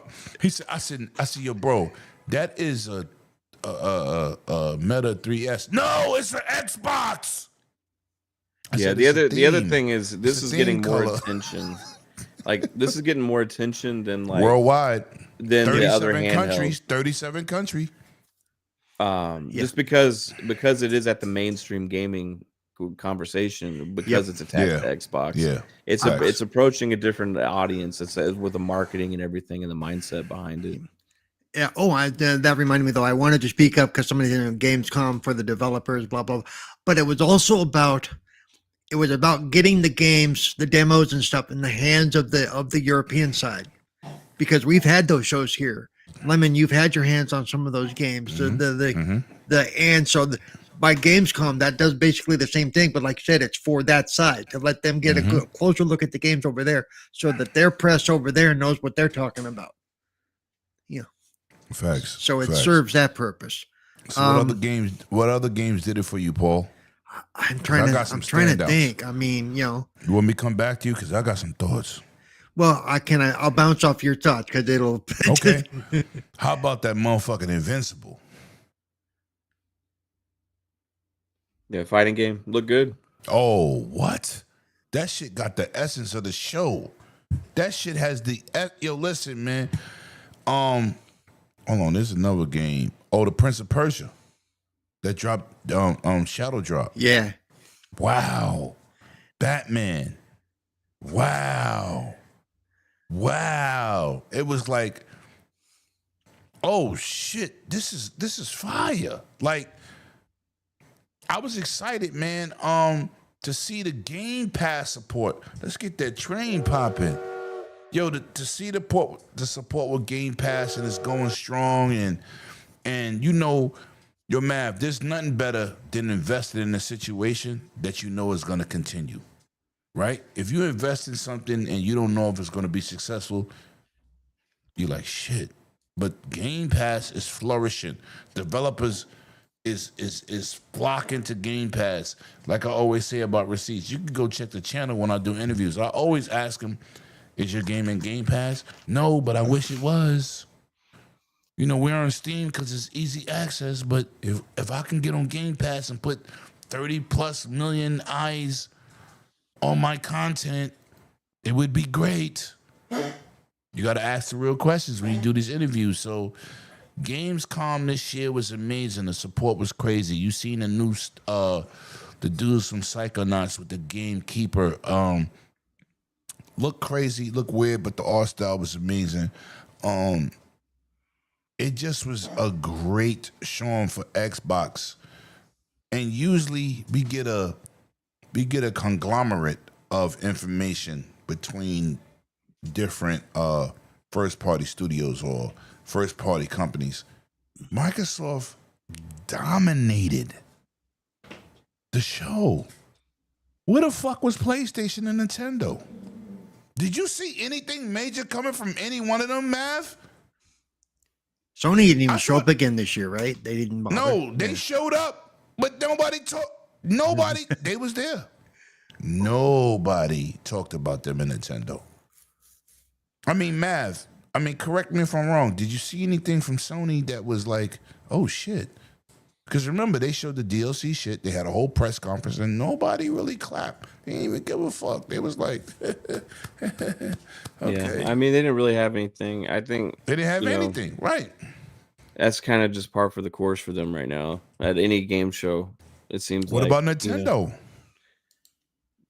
I don't know what any kind of games conference show would be anymore without Xbox and third parties, because Yeah. Nintendo and PlayStation just always sit it out.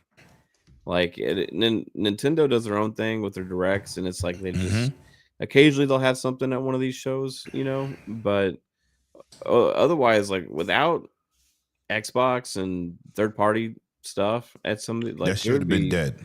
it'd be nothing, Yeah. And now, So- given the amount of studios that Xbox owns, if Xbox wasn't at They these have- things, there wouldn't be a whole lot to Right. do.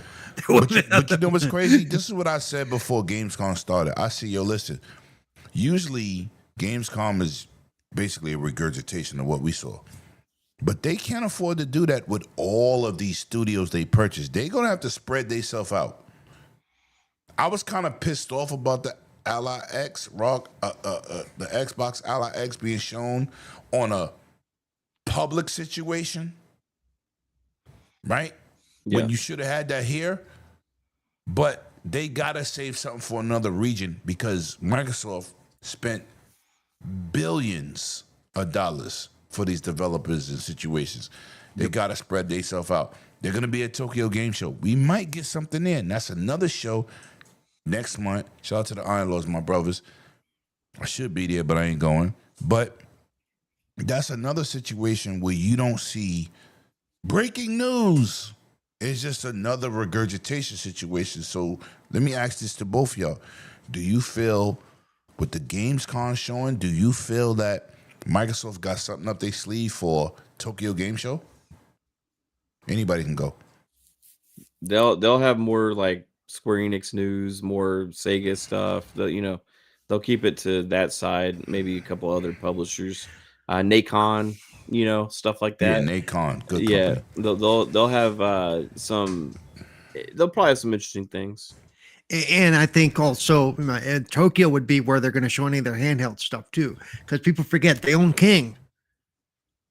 They own. That's a big chunk of the mobile market, so they might have stuff to show there too that we're not interested in, of course. But over there, Tokyo Game Show, oh hell yeah! Do you know what? That's why I didn't go to Tokyo. I've been to Tokyo 2 times in my life already. I've been to Japan, right? I'm gonna get to that super chat in a minute. Shout out to Mac. Yo, hey, let me. I say I hate to do this now, but I gotta bounce, man. Tell them where they can find you, bro. Yeah. Appreciate you having me on, man. It's been a long time. No, dude. appreciate you for being here. Yeah, it's been too long. Yeah, I got to run out. But thank you for having me, everybody. Keep watching Lemon and 108 Dragons TV. One of Appreciate the that, bro. OGs here in the community now. Been going on for years and just doing your thing. And I always appreciate you. Thank you. If you want to find what we got going on, just go over to Fun Speculation. We got a show on Thursday nights now, 8 p.m. Eastern time. And other than that, me and my wife are kind of doing our own thing, starting something over on another channel too. How's she doing? Yeah, she's doing good, man. She's sitting right here. Excellent. She's itching for me to get out of here so we can go somewhere. Go ahead, But go yeah, hang out, no, bro. yeah, check that out. It's it's me and her doing like some vlogs and stuff like that. We're gonna be doing like a couples podcast and stuff and just talking about Nice. stuff. Maybe you could teach me so- something. Trying to get back in the game. Yeah, so it's called Sup Babe Network. So go check that out. Oh, But, nice. yeah. But yeah, appreciate it, everyone. Have a good one. Take it easy. Paul, Thank you, It brother. was good seeing you, talking to you, man. It's been Yes, too long, sir. bro. Yes, sir. Yeah, we need to do Absolutely some amazing. stuff there, man. We need to hang out and just even Yeah. in chat, just talk. 100%. Yeah, take it easy, guys. Peace out. See ya. All right. Yo, let me get to this super chat by Mac 22TH54. He said, Lemon, thank you for not throwing your skirt over your head for RE. Overrated. So over that game. Oh, talking about the Resident Evil starting the highlight they did. Yeah. Listen, I just talk regular stuff, bro. You know, I only could be who I am. But Paul, man, once again, another classic situation. Yo, he left right. We was doing the outro, so he left right on time. Paulie, tell him what you could do, because you Lognet, you an editor, you special, you know people, you know you extra. Shout out to my man Paulie for coming through. Yo, Becky with the good hair. So yeah, you Becky. can find me, of course, at Twitter at CerebralPaul1, Twitch at CerebralPaul, YouTube at CerebralPaul. I'm not putting up my own content very much right now. I'm in the middle of a move. I will be moved next week and then have to get all set up. And where you going? You told me last night, but remind me. Atlanta. Going to the ATL, okay. baby. Okay, it's gonna work out for you. You like it? It's still gonna be temporary. I'll still be classified as homeless, but I got a place to crash, so that's the important part. So Okay. Okay. But yeah, I'm gonna be able to get settled enough where I can get my stuff set up and have a nice little setup going. Nice. And I'm gonna shoot you that care package Wednesday. Yep, and Early. and now I have your phone number too. So No, I had your phone number before. I don't know why it's not in my phone. You had my phone number before. We spoke on the phone. I don't even know why we don't have each other's number. But well, I've been through like 2 phones since then too. So who knows? right, it might be that, because I thought I had Paul in my phone. I tried to call you when I didn't send the link. Yeah. I was like, where the fuck is Paul at? I was before this. I said, this motherfucker's always on time. Like, what the fuck? Anyway, shout out to Paulie, man. And of course, so you can also find me on Fridays, Wasted with Wise. I am an editor and a writer, contributor to lordsofgaming.net, a subsidiary of the Subsidiary, big words. yeah, I mean, I'm a big word of the of course, Iron Lords podcast and all that. Those guys are great. Shout out to my brothers. Really, that's about all I'm doing right now. But things will hopefully pick up again after I get all settled. So You'll be fine. Yep. God got you in his graces. I want to try to start doing more content and stuff, build up my own stuff, and get more involved again, because I feel like I haven't been doing much lately. So got to keep busy. Listen, man. Life brings you a different way, man. Anyway? Oh, no, it's the same number back. It's the same number, and but I have you blocked, so don't worry about it. Oh, shit. Anyway, let me get into my outro, man. You already know what it is. It's your boy Lemon Man, a.k.a. Lemitius, right-handed Zeus. It's another show. We in the books. Shout out to everybody that pulled up. Your likes have definitely went up. The people that subscribed, that got involved. Dog Child, I see you in the building. Appreciate you. Music. Becky with the good hair. B-Nace, Bunty. Everybody, man. See, Steph, I see you. Thank you. I appreciate y'all, man. Without y'all, there's no us, man. And as I always say, bring your game and not your name. We will be back next week with more content, more news, more great energy, more interviews, and definitely some great guests. Shout out to you, Paul, for being that awesome guy that you are. I appreciate you. Yep. And if you want to come on next week, we're going to do this again. We'll see how tore down I am, because that's the day I'm going to tear down the rest of my stuff. But I may leave it up for just that night so that I'll have something to watch and do. I got you. Yo, listen, you could do a laptop microphone. Yeah, there you go. Laptop camera. Ooh, there you go. Something I could sound really crappy, That's like what's his name over in Wise's show. Listen, no, you won't sound like that young boy. Triple combo. That shit was crazy. But yo, listen, man. The other night I was doing my shit on my laptop, on my Surface Pro 8. That's what I was doing it on. You couldn't even tell. Well, even then, because I use USB microphones, I can hook that up to that little old laptop I got. Yeah, listen, man. Let's just get it done. I appreciate you. Thank you for holding down the fort. Yo, listen, once again, people, shout out to if you got Sir X-Men on Twitter, reach out, give him your wishes. He's recovering from a serious situation. Please give him your best wishes, prayers. Life is short, life is delicate, man. My brother's in a spot, and he's recovering. So shout out to everybody. Please reach out if you got him on those social media aspects. And We will see you on the next one. Peace. 108 Dragons TV, Dragons Den. We out.